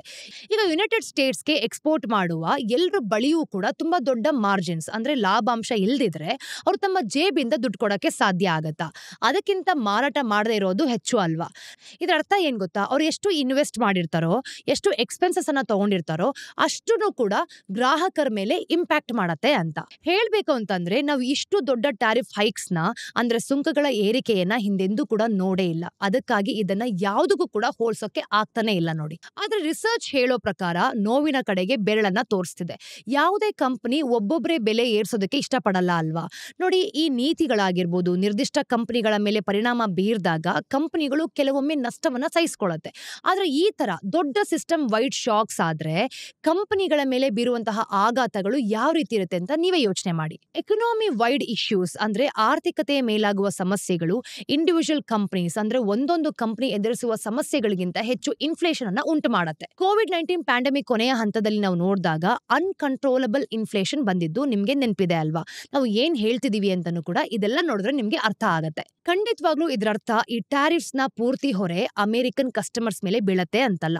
ಒಂದ್ ವೇಳೆ ಕಸ್ಟಮರ್ಸ್ ಆ ಹೆಚ್ಚಿನ ಬೆಲೆಗಳನ್ನ ಕೊಡೋಕೆ ತಯಾರಿಲ್ಲ ಅಂತಂದ್ರೆ ಕೆಲವು ಕಂಪನಿಗಳು ತಮ್ಮ ಮಾರ್ಜಿನ್ಸ್ ಅಲ್ಲಿ ಹೊಡೆತವನ್ನ ತಿನ್ಬೇಕಾಗತ್ತೆ. ಆದ್ರೆ ಇದೆಲ್ಲನೂ ಕೂಡ ನೀವು ಗ್ರಾಂಟೆಡ್ ಆಗಿ ತಗೊಳ್ಳೋದಕ್ಕೆ ಸಾಧ್ಯನೇ ಇಲ್ಲ. ಅಂದ್ರೆ ಇಲ್ಲಿ ಕಾಂಪ್ಲೆಕ್ಸ್ ಎಕನಾಮಿಕ್ ಕ್ವಶನ್ ಅಂದ್ರೆ ಸಂಕೀರ್ಣವಾದ ಆರ್ಥಿಕ ಪ್ರಶ್ನೆ ಖಂಡಿತವಾಗ್ಲೂ ಉಳಿಯತ್ತೆ. ಫಾರ್ ಎಕ್ಸಾಂಪಲ್, ನೀವೇ ಯೋಚನೆ ಮಾಡಿ, ಅಮೆರಿಕದಲ್ಲಿರೋ ಪ್ರಮುಖ ಸ್ಮಾರ್ಟ್ ಫೋನ್ ಮಾರಾಟಗಾರರು ತಮ್ಮ ಪ್ರಾಡಕ್ಟ್ಸ್ ಅನ್ನ ಬೇರೆ ಕಡೆಯಿಂದ ಇಂಪೋರ್ಟ್ ಮಾಡ್ಕೊಳ್ತಾರೆ. ಇಂಡಸ್ಟ್ರಿಯ ಇಬ್ರು ನಾಯಕರು ಅಂದ್ರೆ ಆಪಲ್ ಮತ್ತೆ ಸ್ಯಾಮ್ಸಂಗ್, ಇವ್ರು ಏನ್ ಮಾಡ್ತಾರೆ, ಪ್ರಾಡಕ್ಟ್ಸ್ ಅನ್ನ ವಿದೇಶಗಳಲ್ಲಿ ತಯಾರಿಸ್ತಾರೆ ಅಲ್ವಾ? ಇದ್ರ ಅರ್ಥ ಏನ್ ಗೊತ್ತಾ, ಮಾರುಕಟ್ಟೆಗಳಲ್ಲಿ ಅವರ ಫೋನ್ಗಳಿಗೆ ಟ್ಯಾರಿಫ್ ಇಲ್ಲದೆ ಇರೋದ್ರಿಂದ ಅಂದ್ರೆ ರಿಯಲ್ ನಾನ್ ಟ್ಯಾರಿಫ್ಡ್ ಆಲ್ಟರ್ನೇಟಿವ್ ಇಲ್ಲ ಅಂತಂದ್ರೆ ಯಾರು ಕೂಡ ಫೋನ್ ಕೊಂಡ್ಕೊಳ್ಳೋರು ಟ್ಯಾರಿಫ್ ಬಿದ್ದಿರುವ ಫೋನ್ ಅನ್ನೇ ಕೊಂಡ್ಕೊಳ್ಬೇಕಾಗತ್ತೆ. ಹೀಗಿರ್ಬೇಕಾದ್ರೆ ಆ ಎರಡೂ ಕಂಪನಿಗಳು ಯಾಕೆ ತಮ್ಮ ಮಾರ್ಜಿನ್ಸ್ ಅನ್ನ ಕಡಿಮೆ ಮಾಡ್ಕೊಡ್ತಾರೆ? ಟ್ಯಾರಿಫ್ ಅವರ ಸ್ವಂತ ಅಡ್ಮಿನಿಸ್ಟ್ರೇಷನ್ಗೆ ಇದ್ರ ಬಗ್ಗೆ ಗೊತ್ತಾಗಿದೆ ನೋಡಿ. ಅವರು ಇತ್ತೀಚೆಗೆ ತಮ್ಮ ಧಾಟಿಯನ್ನ ಹೇಗ್ ಬದಲಾಯಿಸಿದ್ದಾರೆ ಅಂತ ಕಳೆದ ವರ್ಷ ಟ್ರೆಜರಿ ಸೆಕ್ರೆಟರಿ ಸ್ಕಾಟ್ ಬೆಸೆಂಟ್ ಎಲ್ರಿಗೂ ಕೂಡ ಭರವಸೆಯನ್ನ ಕೊಡ್ತಾ ಇದ್ರು. ಟ್ಯಾರಿಫ್ಸ್ ಅನ್ನೋದು ನಿಜವಾಗಿಯೂ ಕಾರ್ಯರೂಪಕ್ಕೆ ತರಲಾದಷ್ಟು ಒಂದು ಹುಚ್ಚು ಕಲ್ಪನೆ ಅಂತ. ಅವರ ಮಾತುಗಳಲ್ಲಿ ಹೇಳೋದಾದ್ರೆ, ಟ್ಯಾರಿಫ್ ಅನ್ನೋ ಬಂದೂಕು ಯಾವಾಗ್ಲೂ ಕೂಡ ಲೋಡ್ ಆಗಿ ಮೇಜಿನ ಮೇಲಿರತ್ತೆ, ಅದನ್ನ ಹಾರಿಸೋದು ಅಪರೂಪ ಅಂತ. ಆದ್ರೆ ಜನರಿಗೆ ಇವ್ರು ಇವಾಗ ಸಮಾಧಾನ ಹೇಳೋದಕ್ಕೆ ಟ್ರೈ ಮಾಡ್ತಿದ್ದಾರೆ. ಟ್ಯಾರಿಫ್ಸ್ ಅಷ್ಟೇನು ಪರಿಣಾಮ ಬೀರಲ್ಲ ಅಂತ. ಅವರು ಇತ್ತೀಚೆಗೆ ಎಕನಾಮಿಕ್ ಕ್ಲಬ್ ಆಫ್ ನ್ಯೂಯಾರ್ಕ್ ಅಲ್ಲಿ ಹೇಳ್ದ ಹಾಗೆ ಅಗ್ಗದ ವಸ್ತುಗಳ ಲಭ್ಯತೆ ಅಮೆರಿಕನ್ ಡ್ರೀಮ್ ನ ಸಾರವಲ್ಲ ಅಂತ. ಹಾಗಾದ್ರೆ ಕನ್ಕ್ಲೂಷನ್ ಏನು? ಈ ಎಲ್ಲಾ ಗೊಂದಲದಲ್ಲಿ ನಮ್ಗಿರೋ ಒಂದೇ ಒಂದು ನಿಜವಾದ ಭರವಸೆ ಅಂದ್ರೆ ಇದು: ಎಕನಾಮಿಕ್ಸ್ ಹೇಗೆ ಕೆಲಸ ಮಾಡುತ್ತೆ ಅನ್ನೋದ್ರ ಬಗ್ಗೆ ಗಮನ ಸ್ವಲ್ಪವಾದ್ರೂ ಗೊತ್ತಿರಲೇಬೇಕಾಗತ್ತೆ. ಟ್ರಂಪ್ ಇವಾಗ ಏನ್ ಮಾಡಿದ್ದಾರೆ, ಇದು ಅತ್ಯಂತ ಡೀಪ್ಲಿ ಇರ್ರೆಸ್ಪಾನ್ಸಿಬಲ್. ಅಮೆರಿಕಾಗೆ ಹೆಚ್ಚು ಮ್ಯಾನುಫ್ಯಾಕ್ಚರಿಂಗ್ ಜಾಬ್ಸ್ ಬೇಕು ಅನ್ನೋ ಅವರ ವಾದವನ್ನ ನೀವು ಒಪ್ಕೊಂಡ್ರೂ ಸಹ ಈ ಮಾತು ನಿಜವಾಗೂ ಉಳಿಯತ್ತೆ. ಅವರು 100 ವರ್ಷಗಳಿಂದ ನಿರ್ಮಾಣವಾದ ಒಂದು ಸಿಸ್ಟಮ್ ಅನ್ನ ಬುಡಮೇಲು ಮಾಡೋದಕ್ಕೆ ಪ್ರಯತ್ನ ಪಡ್ತಿದ್ದಾರೆ. ಅವ್ರಿಗೆ ನಿಲ್ಸಿ ಅಂತ ಹೇಳಬಲ್ಲ ಏಕೈಕ ವ್ಯಕ್ತಿಗಳು ಅಂತಂದ್ರೆ ಅವರು ಅಮೆರಿಕನ್ನರೇ. ಅವ್ರು ಹಾಗೆ ಹೇಳ್ತಾರ? ಒಂದ್ ವೇಳೆ ಹೇಳಿದ್ರೆ ಅವರು ಟ್ರಂಪ್ ಕೇಳಿಸ್ಕೊಳ್ತಾರ? ನಿಜ ಹೇಳ್ಬೇಕು ಅಂತಂದ್ರೆ ನಮಗೂ ಕೂಡ ಗೊತ್ತಿಲ್ಲ. ನಾವು ಹೇಳಕ್ ಹೊರಟಿರೋದಿಷ್ಟೇ, ನಾವು ಇತಿಹಾಸ ನಿರ್ಮಾಣವಾಗ್ತಿರೋ ಸರಿಯಾಗಿ ಮಧ್ಯದಲ್ಲಿದ್ದೀವಿ. ಇಂತಹ ಸಮಯಗಳಲ್ಲಿ ಸುಲಭವಾದ ಉತ್ತರಗಳು ಖಂಡಿತವಾಗ್ಲೂ ಕೂಡ ಸಿಗೋದಿಲ್ಲ. ಮುಂದಿನ ದಿನಗಳಲ್ಲಿ ಏನಾಗುತ್ತೆ ಅನ್ನೋದನ್ನ ನಾನ್ ನಿಮ್ಗೆ ಖಂಡಿತವಾಗ್ಲೂ ತಿಳಿಸ್ಕೊಡ್ತೀನಿ. ದ ಶಾರ್ಟ್ ಆನ್ಸರ್ ಏನ್ ಗೊತ್ತಾ, ಒಂದೇ ದಿನದ ಅಂತರದಲ್ಲಿ ಇನ್ಫ್ಲೇಷನ್ ಬಹುಶಃ 1.3% ಹೆಚ್ಚಾಗಿದೆ ನೋಡಿ. ಈಗ ಮುಂದಿನ ಸ್ಟೋರಿಯಲ್ಲಿ ಭಾರತದಲ್ಲಿ ನ್ಯೂಕ್ಲಿಯರ್ ಶಕ್ತಿಗೆ ಹೊಸ ಶಕ್ತಿ ಬಂದಿದ್ಯಾ, ಮೇಕಿಂಗ್ ನ್ಯೂಕ್ಲಿಯರ್ ಗ್ರೇಟ್ ಅಗೇನ್ ಅಂತ ಹೇಳ್ಬಹುದಾ ಅನ್ನೋದ್ರ ಬಗ್ಗೆ ನಾನು ನಿಮ್ಗೆ ತಿಳಿಸ್ಕೊಡ್ತೀನಿ. ಹೌದು, ಭಾರತದ ಅತಿ ದೊಡ್ಡ ಪವರ್ ಯುಟಿಲಿಟಿ ಕಂಪನಿ ಅಂದ್ರೆ ವಿದ್ಯುತ್ ಉತ್ಪಾದನಾ ಸಂಸ್ಥೆ NTPC ಇದೆಯಲ್ಲ, ಅವರು ತಮ್ಮದೇ ದಾರಿಯನ್ನ ಬದಲಾಯಿಸಿದ್ದಾರೆ. ನಿಜ ಹೇಳ್ಬೇಕು ಅಂತಂದ್ರೆ ಅವರು ತುಂಬಾ ದೊಡ್ಡದಾದ ಒಂದು ಕೆಲಸಕ್ಕೆ ಕೈ ಹಾಕಿದ್ದಾರೆ. ಏನಪ್ಪಾ ಅಂತಂದ್ರೆ ಅವರ ಗ್ಲೋಬಲ್ ಕಂಪನೀಸ್ಗೆ ಇನ್ವಿಟೇಷನ್ಸ್ ಅನ್ನ ಕೊಡ್ತಿದ್ದಾರೆ. ಯಾಕೆ ಅಂತಂದ್ರೆ 15 ಗಿಗಾವಾಟ್ ಅಷ್ಟು ನ್ಯೂಕ್ಲಿಯರ್ ಪವರ್ ಕೆಪಾಸಿಟಿ ನಿರ್ಮಿಸೋದಕ್ಕೆ ಸಹಾಯ ಮಾಡಿ ಅಂತ. ಈ ಗಿಗಾವಾಟ್ ಅಂತ ಅಂದ್ರೆ ವಿದ್ಯುತ್ ಶಕ್ತಿಯನ್ನ ಅಳೆಯೋ ಒಂದು ದೊಡ್ಡ ಯೂನಿಟ್ ಅಂತ ಅನ್ಕೊಳ್ಳಿ. ಇದನ್ನ ಸರಿಯಾದ ಪರ್ಸ್ಪೆಕ್ಟಿವ್ ಅಲ್ಲಿ ಇಡೋದಾದ್ರೆ, ನಾವು ಭಾರತ ಈಗಿನ ಇನ್ಸ್ಟಾಲ್ಡ್ ನ್ಯೂಕ್ಲಿಯರ್ ಕೆಪಾಸಿಟಿ ಕೇವಲ 8 ಗಿಗಾವಾಟ್ ಅಷ್ಟೇ. ಅಂದ್ರೆ ನಾವು ಈಗಿರೋದನ್ನ ಸುಮಾರು 3 ಪಟ್ಟು ಜಾಸ್ತಿ ಮಾಡೋದಕ್ಕೆ ಪ್ರಯತ್ನ ಪಡ್ತಿದೀವಿ. ಇದರ ಒಂದು ಬಿಗ್ ಪಿಕ್ಚರ್ ನೋಡೋದಾದ್ರೆ ಈ ಗುರಿಯ ಸ್ಕೇಲ್ ಇನ್ನೂ ಕೂಡ ಅಚ್ಚರಿ ಮೂಡಿಸುತ್ತೆ. ಭಾರತ 2047ರ ಹೊತ್ತಿಗೆ 100 ಗಿಗಾವಾಟ್ ನ್ಯೂಕ್ಲಿಯರ್ ಕೆಪಾಸಿಟಿಯ ಟಾರ್ಗೆಟ್ ಅನ್ನ ಇಟ್ಕೊಂಡಿದೆ. ಇದು ನಿಜಕ್ಕೂ ಒಂದು ಕ್ರೇಜಿ ಆಂಬಿಷಿಯಸ್ ಟಾರ್ಗೆಟ್ ಅಂತ ಹೇಳ್ಬೋದು. ಅಂದ್ರೆ ಮಹತ್ವಾಕಾಂಕ್ಷೆಯ ಗುರಿ. ವಿಶೇಷವಾಗಿ ನಾವೀಗ ಎಲ್ಲಿದ್ದೀವಿ ಅನ್ನೋದನ್ನ ನೋಡೋಣ. ಇದೆಲ್ಲ ಒಂದು ದೊಡ್ಡ ಯೋಜನೆಯ ಒಂದು ಭಾಗ ಅಲ್ವಾ? ಭಾರತಕ್ಕೆ 2030ರ ಒಳಗಾಗಿ ನೋಡಿದಾಗ 500 ಗಿಗಾವಾಟ್ ನಾನ್ ಫಾಸಿಲ್ ಫ್ಯೂಯಲ್ ಎನರ್ಜಿ ಅಂದ್ರೆ ಪಳೆಯುಳಿಕೆ ಇಂಧನವನ್ನ ಬಳಸದ ಶಕ್ತಿ ಉತ್ಪಾದಿಸೋ ಒಂದು ಮೆಗಾ ಗುರಿ ಆಗತ್ತೆ. ಈಗ ನೋಡಿ, ಎಲ್ಲರೂ ಕೂಡ ಸೋಲಾರ್ ಮತ್ತೆ ವಿಂಡ್ ಬಗ್ಗೆ ಮಾತಾಡ್ತಾರೆ. ಈಗ ನಾವು ನೋಡೋದಾದ್ರೆ ಇದೇ ಸದ್ಯದ ಟ್ರೆಂಡ್ ಅಲ್ಲಿರೋದು. ಇದರಲ್ಲಿ ಎಲ್ಲೋ ಒಂದ್ ಕಡೆ ಕ್ಯಾಚ್ ಇದೆ ನೋಡಿ. ಸೂರ್ಯ ಯಾವಾಗ್ಲೂ ಕೂಡ ಬೆಳಗಲ್ಲ, ಹಾಗೆ ಗಾಳಿನೂ ಕೂಡ ಯಾವಾಗ್ಲೂ ಬೀಸಲ್ಲ. ಈ ಒಂದು ಸ್ಥಿರತೆ ಇಲ್ದೇ ಇರೋದು ಅಥವಾ ಶಕ್ತಿ ಪೂರೈಕೆಯಲ್ಲಿನ ವ್ಯತ್ಯಯ ಏನಿರುತ್ತೆ ಅದು ಖಂಡಿತವಾಗ್ಲೂ ಒಂದು ಇಶ್ಯೂ. ಇದನ್ನ ಬಿಲ್ ಗೇಟ್ಸ್ ತುಂಬಾ ಚೆನ್ನಾಗಿ ಸಂಕ್ಷಿಪ್ತವಾಗಿ ಹೇಳಿದ್ದಾರೆ. ನ್ಯೂಕ್ಲಿಯರ್ ಎನರ್ಜಿಯನ್ನ ನಾವು ಸರಿಯಾಗಿ ಬಳಸ್ಕೊಂಡ್ರೆ ನಮ್ಮ ಶಕ್ತಿಯ ಎಲ್ಲಾ ಸಮಸ್ಯೆಗಳಿಗೆ ಉತ್ತರವಾಗಬಹುದು ಅಂತ. ಇದು ನಮ್ಮ ಹತ್ರ ಇರೋ ಏಕೈಕ ಕಾರ್ಬನ್ ಫ್ರೀ ಅಂದ್ರೆ ಇಂಗಾಲ ಮುಕ್ತ ಶಕ್ತಿಯ ಮೂಲ ಅಂತ. ಹಗಲು ರಾತ್ರಿ ಎಲ್ಲಾ ಕಾಲದಲ್ಲೂ ಕೂಡ ಭೂಮಿಯ ಮೇಲೆ ಹೆಚ್ಚು ಕಡಿಮೆ ಎಲ್ಲ ಬೇಕಾದ್ರೂ ಶಕ್ತಿಯನ್ನ ಕೊಡಬಹುದು. ಇನ್ನೊಂದು ವಿಷಯ ಏನ್ ಗೊತ್ತಾ, ಇದಕ್ಕೆ ತುಂಬಾ ಕಡಿಮೆಯ ರಿಸೋರ್ಸ್ ಅಂದ್ರೆ ಸಂಪನ್ಮೂಲಗಳು ಕೂಡ ಬೇಕಾಗತ್ತೆ. 1 ಟನ್ ನ್ಯಾಚುರಲ್ ಯುರೇನಿಯಂ ಇದೆಯಲ್ಲ, ಅದು 16,000 ಟನ್ ಕಲ್ಲಿದ್ದಲು ಉತ್ಪಾದಿಸೋದು ಅಷ್ಟೇ. ಅಂದ್ರೆ ಎಲೆಕ್ಟ್ರಿಸಿಟಿಯನ್ನ ಉತ್ಪಾದಿಸಬಲ್ಲದು ಅಂತ. ಹಾಗಾಗಿ ಇದು ನಮ್ಮ ಪ್ಲಾಂಟ್ ಮೇಲಿರೋ ಅತಿ ಹೆಚ್ಚು ಎನರ್ಜಿ ಡೆನ್ಸ್ ಅಂದ್ರೆ ಈ ಶಕ್ತಿ ಸಾಂದ್ರತೆಯುಳ್ಳ ಇಂಧನಗಳಲ್ಲಿ ಒಂದು. ಅಷ್ಟೇ ಅಲ್ಲ, US ಡಿಪಾರ್ಟ್ಮೆಂಟ್ ಆಫ್ ಎನರ್ಜಿ ಒಂದು ಸ್ಟಡಿ ಪ್ರಕಾರ ನೋಡಿದಾಗ ನ್ಯೂಕ್ಲಿಯರ್ ಪ್ಲಾಂಟ್ಸ್ ಗಳಿಗೆ ಸೋಲಾರ್ ಫಾರ್ಮ್ಸ್ ಗಳೇನಿದೆ ಅದಕ್ಕೆ ಹೋಲಿಸಿದ್ರೆ ಅಷ್ಟೇ ಪ್ರಮಾಣದ ಎಲೆಕ್ಟ್ರಿಸಿಟಿ ಉತ್ಪಾದಿಸೋದಕ್ಕೆ 360 ಪಟ್ಟು ಕಡಿಮೆ ಜಾಗ ಸಾಕು. ಈ ಎಲ್ಲ ಕಾರಣಗಳಿಂದ ನ್ಯೂಕ್ಲಿಯರ್ ಶಕ್ತಿಯನ್ನ ನಾವು ಹಗುರವಾಗಿ ತೆಗೆದುಕೊಳ್ಳುವ ಹಾಗಿಲ್ಲ ನೋಡಿ. ಇವಾಗ ಫ್ರಾನ್ಸ್ ಆಗಿರ್ಬೋದು, ಸ್ಲೋವಾಕಿಯಾ ಆಗಿರ್ಬೋದು, ಯುಕ್ರೇನ್ ಅಂತಹ ದೇಶಗಳು ತಮ್ಮ ಅರ್ಧಕ್ಕಿಂತ ಹೆಚ್ಚು ಎಲೆಕ್ಟ್ರಿಸಿಟಿಯನ್ನ ನ್ಯೂಕ್ಲಿಯರ್ ಎನರ್ಜಿಯಿಂದನೇ ಪಡೆಯುತ್ತೆ. ಭಾರತ ನಂಬರ್ನ ನಾವು ನೋಡಿದಾಗ ಕೇವಲ 3% ಹತ್ತತ್ರ ಇದೆ ಅಷ್ಟೇ. ಸರಿ, ನಮ್ಮನ್ನ ಆ ದೇಶಗಳಿಗೆ ಹೋಲಿಸೋದು ಪೂರ್ತಿ ಸರಿಯಲ್ಲ ಬಿಡಿ. ನಮ್ಗೆ ನಮ್ಮದೇ ಆದ ಯುನಿಕ್ ಚಾಲೆಂಜಸ್ಗಳಿದೆ. ಈಗ ತುಂಬಾ ಹಿಸ್ಟಾರಿಕಲ್ ಬ್ಯಾಗೇಜ್ ಆದ್ರೂ ಕೂಡ ಈ ನಂಬರ್ ಅನ್ನ ಇಂಪ್ರೂವ್ ಮಾಡೋದಕ್ಕೆ ನಾವೇನ್ ಮಾಡ್ಬೋದು ಅನ್ನೋದನ್ನ ಯೋಚನೆ ಮಾಡೋದು ಖಂಡಿತವಾಗ್ಲೂ ಮುಖ್ಯ. ಅದಕ್ಕೋಸ್ಕರನೇ ನಾವಿವತ್ತು ಭಾರತದ ನ್ಯೂಕ್ಲಿಯರ್ ಆಂಬಿಷನ್ಸ್ ಬಗ್ಗೆ ಮಾತಾಡೋಣ. ನಾವು ಇತ್ತೀಚಿನ ಡೆವಲಪ್ಮೆಂಟ್ಸ್ ಬಗ್ಗೆ ಮಾತಾಡೋದಾದ್ರೆ ಜಿಯೋಪೊಲಿಟಿಕಲ್ ಡೈನಮಿಕ್ಸ್ ಬಗ್ಗೆ, ಇಂಡಿಯಾ US ನ್ಯೂಕ್ಲಿಯರ್ ಡೀಲ್ಸ್ ಬಗ್ಗೆ, ರೆಗ್ಯುಲೇಟರಿ ಫ್ರೇಮ್ವರ್ಕ್ಸ್ ಬಗ್ಗೆ ಮತ್ತು ಸ್ಮಾಲ್ ಮಾಡ್ಯುಲರ್ ರಿಯಾಕ್ಟರ್ಸ್ ಬಗ್ಗೆ ಅಂದ್ರೆ ಚಿಕ್ಕದಾಗಿ SMRs ಅಂತಾನೂ ಕೂಡ ಕರಿತೀವಿ. ಈ ತರದ ಹೊಸ ಎಕ್ಸೈಟಿಂಗ್ ಟೆಕ್ಸ್ ಬಗ್ಗೆ ಮಾತಾಡೋಣ. ಇದನ್ನ ಭಾರತದಲ್ಲಿ ನ್ಯೂಕ್ಲಿಯರ್ ಎನರ್ಜಿ ಬಗ್ಗೆ ನಿಮ್ಗೆ ಬೇಕಾದ ಎಲ್ಲ ವಿಷಯಗಳನ್ನ ಒಂದು ಕ್ರಾಶ್ ಕೋರ್ಸ್ ಅಂತ ಅನ್ಕೊಳ್ಳಿ. ಅದರಲ್ಲೂ ಈಗ ಪರಿಸ್ಥಿತಿ ಕೊನೆಗೆ ಸುಧಾರಿಸ್ಕೊಳ್ತಿರೋ ಈ ಸಮಯದಲ್ಲಿ ಬಹುಶಃ 2008ರ ನಂತರ ಮೊದಲ ಬಾರಿಗೆ ಇರಬೇಕು ಅಂತ. ಅಂದ್ರೆ ಭಾರತ US ಜೊತೆಗೆ ಆ ಲ್ಯಾಂಡ್ ಮಾರ್ಕ್ ಡೀಲ್ ಏನಾದ್ರೂ ಆದ್ರೆ ಈ ಮಹತ್ವದ ಒಪ್ಪಂದವನ್ನ ಸೈನ್ ಮಾಡ್ಕೊಂಡಿದೆ. ಈಗ ಸದ್ಯಕ್ಕೆ ಏನಾಗ್ತಿದೆ ಅಂತ ನೋಡಕ್ಕಿಂತ ಮುಂಚೆ ಮೊದಲು ಬೇಸಿಕ್ಸ್ ಬಗ್ಗೆ ಒಂದು ಸಣ್ಣ ಡಿಟೂರ್ ಅನ್ನ ಮಾಡ್ಕೊಂಡ್ಬರೋಣ. ಅಂದ್ರೆ ವಿಷಯಗಳ ಬಗ್ಗೆ ಸ್ವಲ್ಪ ನೋಡೋಣ ಅಂತ. ಹೆಚ್ಚಿನ ನ್ಯೂಕ್ಲಿಯರ್ ಎನರ್ಜಿ ಬರೋದು ಆಟಮ್ಸ್ ಅನ್ನ ಸ್ಪ್ಲಿಟ್ ಮಾಡೋದ್ರಿಂದ. ಈ ಪ್ರಕ್ರಿಯೆಗೆ ನ್ಯೂಕ್ಲಿಯರ್ ಫಿಷನ್ ಅಂತ ಕರಿತೀವಿ. ಇದರಿಂದ ತುಂಬಾ ಎನರ್ಜಿ ಸೃಷ್ಟಿಯಾಗುತ್ತೆ. ಈ ಶಕ್ತಿಯನ್ನ ನೀವು ನಿಮ್ಮ ಶತ್ರುಗಳ ಮೇಲೆ ಬಾಂಬ್ ಹಾಕೋದ್ರಿಂದ ಹಿಡಿದು ನಿಮ್ಮ ನಗರವನ್ನ ನಡೆಸೋದ್ರವರೆಗೂ ಕೂಡ ಎಲ್ಲದಕ್ಕೂ ಬಳಸಬಹುದು. ಆದ್ರೆ ಇವತ್ತು ನಾವು ಕೇವಲ ಪೀಸ್ಫುಲ್ ಸೈಡ್ ಬಗ್ಗೆ ಮಾತ್ರ ಫೋಕಸ್ ಮಾಡೋಣ, ನಿರ್ದಿಷ್ಟವಾಗಿ ಎಲೆಕ್ಟ್ರಿಸಿಟಿ ಜನರೇಷನ್ ಬಗ್ಗೆ. ಇದು ಹೇಗೆ ಕೆಲಸ ಮಾಡುತ್ತೆ ಅಂತ ತುಂಬಾ ಸಿಂಪಲ್ ಆಗಿ ಹೇಳ್ತೀನಿ ಕೇಳಿ. ಒಂದು ನ್ಯೂಕ್ಲಿಯರ್ ಪವರ್ ಪ್ಲಾಂಟ್ ಅಲ್ಲಿ ಯಾವುದಾದ್ರೂ ಕೂಡ ರೇಡಿಯೋ ಆಕ್ಟಿವ್ ಮೆಟೀರಿಯಲ್ಸ್ ಆಟಮ್ಸ್ ನ ಸಾಮಾನ್ಯವಾಗಿ ಯುರೇನಿಯಂ ಒಂದು ರಿಯಾಕ್ಟರ್ ಒಳಗೆ ಸ್ಪ್ಲಿಟ್ ಮಾಡ್ತಾರೆ, ಅಂದ್ರೆ ವಿಭಜಿಸ್ತಾರೆ. ಹಾಗ್ ಮಾಡ್ದಾಗೆಲ್ಲ ತುಂಬಾ ಹೀಟ್ ಅಂದ್ರೆ ಉಷ್ಣ ಬಿಡುಗಡೆ ಆಗುತ್ತೆ. ಆ ಹೀಟ್ ನೀರನ್ನ ಹಬೆಯಾಗಿ ಪರಿವರ್ತಿಸುತ್ತೆ. ಆ ಸ್ಟೀಮ್ ಏನಿರುತ್ತೆ ಅಲ್ವಾ, ಅದು ಒಂದು ಟರ್ಬೈನ್ ಅನ್ನ ತಿರುಗಿಸುತ್ತೆ ಕೂಡ. ಆ ಟರ್ಬೈನ್ ಒಂದು ಜನರೇಟರ್ಗೆ ಪವರ್ ಕೊಡುತ್ತೆ. ಅಂದ್ರೆ ಇದರಿಂದ ವಾಯ್ಲಾ ನಿಮ್ಗೆ ಎಲೆಕ್ಟ್ರಿಸಿಟಿ ಸಿಗುತ್ತೆ. ಗೊತ್ತಾಯ್ತಲ್ವಾ? ಈಗ ನೋಡಿ, ಬೇರೆ ಬೇರೆ ತರದ ನ್ಯೂಕ್ಲಿಯರ್ ರಿಯಾಕ್ಟರ್ಸ್ ಕೂಡ ಇದೆ. ಅವುಗಳ ಒಂದು ಸ್ಪೆಸಿಫಿಕ್ಸ್ ಅನ್ನ ನಾವು ನೋಡಿದಾಗ ಬೇರೆ ಬೇರೆ ತರ ಇರಬಹುದು. ಆದ್ರೆ ಬೇಸಿಕ್ ಪ್ರಿನ್ಸಿಪಲ್ ಅಂದ್ರೆ ಮೂಲ ತತ್ವ ಒಂದೇ, ನ್ಯೂಕ್ಲಿಯರ್ ಫಿಷನ್. ಒಂದು ಆಟಮ್ ಅಂದ್ರೆ ಒಂದು ಅಣು ಎಷ್ಟು ಚಿಕ್ಕದಿರುತ್ತೆ ಅಂತ ನೀವು ಇಮ್ಯಾಜಿನ್ ಮಾಡ್ಕೊಂಡ್ರೆ ಮತ್ತು ಅದನ್ನ ಸೇಫ್ಲಿ ಸ್ಪ್ಲಿಟ್ ಮಾಡೋದು ಎಷ್ಟು ಕಾಂಪ್ಲೆಕ್ಸ್ ಅಂತ ನಿಮ್ಗೆ ಗೊತ್ತಾಗುತ್ತೆ. ಆಗ ನಿಮ್ಗೆ ತಿಳಿಯುತ್ತೆ ಇದೆಲ್ಲ ಸಾಧಿಸೋದು ಎಷ್ಟು ಕಷ್ಟ ಅಂತ. ಅದಕ್ಕೋಸ್ಕರನೇ ಈ ಪ್ರಾಸೆಸ್ ಟೆಕ್ನಾಲಜಿ ಮೇಲೆ ಹಾಗೇನೆ ನ್ಯೂಕ್ಲಿಯರ್ ಫ್ಯೂಯಲ್ ನ ಸ್ಟೆಡಿ ಸಪ್ಲೈ ಮೇಲೆ ಬಹಳವಾಗಿ ಅವಲಂಬಿತವಾಗಿದೆ ಅಂತ ಇಲ್ಲೇ ನೋಡಬಹುದು. ಭಾರತದ ಕತೆ ಕಾಂಪ್ಲಿಕೇಟೆಡ್ ಆಗೋದು ಅಂದ್ರೆ 1974ರಲ್ಲಿ ಭಾರತ ತನ್ನ ಮೊದಲ ನ್ಯೂಕ್ಲಿಯರ್ ಟೆಸ್ಟ್, ಅದರ ಹೆಸರು ಸ್ಮೈಲಿಂಗ್ ಬುದ್ಧ ಅಂತ ಇಟ್ಕೊಂಡಿದ್ರು. ನಿಜವಾಗ್ಲೂ ನಮಗೆ ಶಾಂತಿಯುತ ಉದ್ದೇಶಗಳಿಗೆ ಅಂತಾನೆ ಇದನ್ನ ಹಂಚ್ಕೊಳ್ಳಲಾಗಿದ್ದ ಮೆಟೀರಿಯಲ್ ಅನ್ನ ಬಳಸ್ಕೊಂಡು. ಆ ಟೆಸ್ಟ್ ಅಂತಾರಾಷ್ಟ್ರೀಯ ಮಟ್ಟದಲ್ಲಿ ಯಾರೂ ಕೂಡ ಅಷ್ಟು ಇಷ್ಟ ಆಗಿಲ್ಲ ನೋಡಿ. ಅದಕ್ಕೆ ಪ್ರತಿಕ್ರಿಯೆಯಾಗಿ ಕೆಲವು ದೇಶಗಳು ಸೇರ್ಕೊಂಡು ನ್ಯೂಕ್ಲಿಯರ್ ಸಪ್ಲೈಯರ್ ಗ್ರೂಪ್, ಅದನ್ನ ಚಿಕ್ಕದಾಗಿ NSG ಅಂತ ಕರೀತಾರೆ, ಇದನ್ನ ರಚಿಸಿದ್ರು ಕೂಡ. ಯಾಕೆ ಅಂತಂದ್ರೆ ಈ ತರದ ಟೆಕ್ ಅನ್ನ ವೆಪನ್ಸ್ ಆಗಿ ಬಳಸ್ಕೊಳ್ಳೋದನ್ನ ತಡೆಯೋದಕ್ಕೆ. ಭಾರತ ಆ ಗೆರೆಯನ್ನ ದಾಟಿದ್ರಿಂದ ನಮ್ಮನ್ನ ಇದರಿಂದ ಕಟ್ ಆಫ್ ಮಾಡಲಾಯಿತು, ಅಂದ್ರೆ ಹೊರಗಿಡಲಾಯಿತು. ಆದ್ರೆ ಅದರಿಂದ ಪ್ರೆಷರ್ ಏನು ಕಮ್ಮಿ ಆಗಲಿಲ್ಲ ಬಿಡಿ. ಗ್ಲೋಬಲ್ ಕಮ್ಯುನಿಟಿ ಭಾರತ ಒಂದು ನ್ಯೂಕ್ಲಿಯರ್ ನಾನ್ ಪ್ರೊಲಿಫರೇಷನ್ ಥ್ರೆಟ್, ಅದನ್ನ ಚಿಕ್ಕದಾಗಿ NPT ಅಂತ ಕರೀತಾರೆ, ಅದಕ್ಕೆ ಸೈನ್ ಮಾಡಬೇಕು ಅಂತ ಬಯಸ್ತಿತ್ತು. ಈ NPT ಕೇವಲ 5 ದೇಶಗಳನ್ನ ಮಾತ್ರ ಅಧಿಕೃತವಾಗಿ ನ್ಯೂಕ್ಲಿಯರ್ ವೆಪನ್ ಸ್ಟೇಟ್ಸ್, ಅಂದ್ರೆ ಪರಮಾಣು ಶಾಸ್ತ್ರ ಹೊಂದಿರುವ ರಾಷ್ಟ್ರಗಳಂತ ಗುರುತಿಸಲ್ಪಡತ್ತೆ. ಒಂದ್ ವೇಳೆ ನಾವೇನಾದ್ರೂ ಅದಕ್ಕೆ ಸೇರಿದ್ರೆ ನಾವು ನ್ಯೂಕ್ಲಿಯರ್ ವೆಪನ್ಸ್ ಹೊಂದುವ ಸಾಮರ್ಥ್ಯವನ್ನ ಬಿಟ್ಕೊಡ್ಬೇಕಾಗ್ತಿತ್ತು. ಹಾಗಾಗಿ ಭಾರತ ಇಲ್ಲ ಅಂತ ಹೇಳ್ತು. ಮುಖ್ಯವಾಗಿ ನೋಡೋದಾದ್ರೆ ಚೈನಾ ಮತ್ತೆ ಪಾಕಿಸ್ತಾನದಿಂದ ಇದ್ದ ನಿಜವಾದ ಬೆದರಿಕೆಗಳ ಕಾರಣಗೋಸ್ಕರನೇ. ಆಮೇಲೆ ನೋಡಿದಾಗ 1998ರಲ್ಲಿ ಪೋಖ್ರಾನ್ ಅಲ್ಲಿ ನಡೆದ 2ನೇ ಸುತ್ತಿನ ನ್ಯೂಕ್ಲಿಯರ್ ಟೆಸ್ಟ್, ಇದರಿಂದ ಪರಿಸ್ಥಿತಿ ಇನ್ನೂ ಕೆಟ್ಟದಾಯ್ತು ಬಿಡಿ. ಪ್ರಪಂಚ ಭಾರತವನ್ನ ಐಸೋಲೇಟ್ ಮಾಡೋದ್ರಲ್ಲಿ ಮತ್ತು ಯಾವುದೇ ರೀತಿಯ ನ್ಯೂಕ್ಲಿಯರ್ ಸಪ್ಲೈ ಚೈನ್ಸ್ ನಿಂದ ನಮ್ಮನ್ನ ಕಟ್ ಆಫ್ ಮಾಡೋದ್ರಲ್ಲಿ ಇನ್ನೂ ಕೂಡ ಹೆಚ್ಚು ಕಠಿಣ ಆಗೋಯ್ತು. ವಿದೇಶಿ ಯುರೇನಿಯಂ ಅಥವಾ ರಿಯಾಕ್ಟರ್ಸ್ ಟೆಕ್ಗೆ ಆಕ್ಸೆಸ್ ಇಲ್ಲದೆ ಇರೋಂತ ಕಾರಣ ಭಾರತ ಒಬ್ಬರೇ ಹೋಗ್ಬೇಕಾಯ್ತು ನೋಡಿ.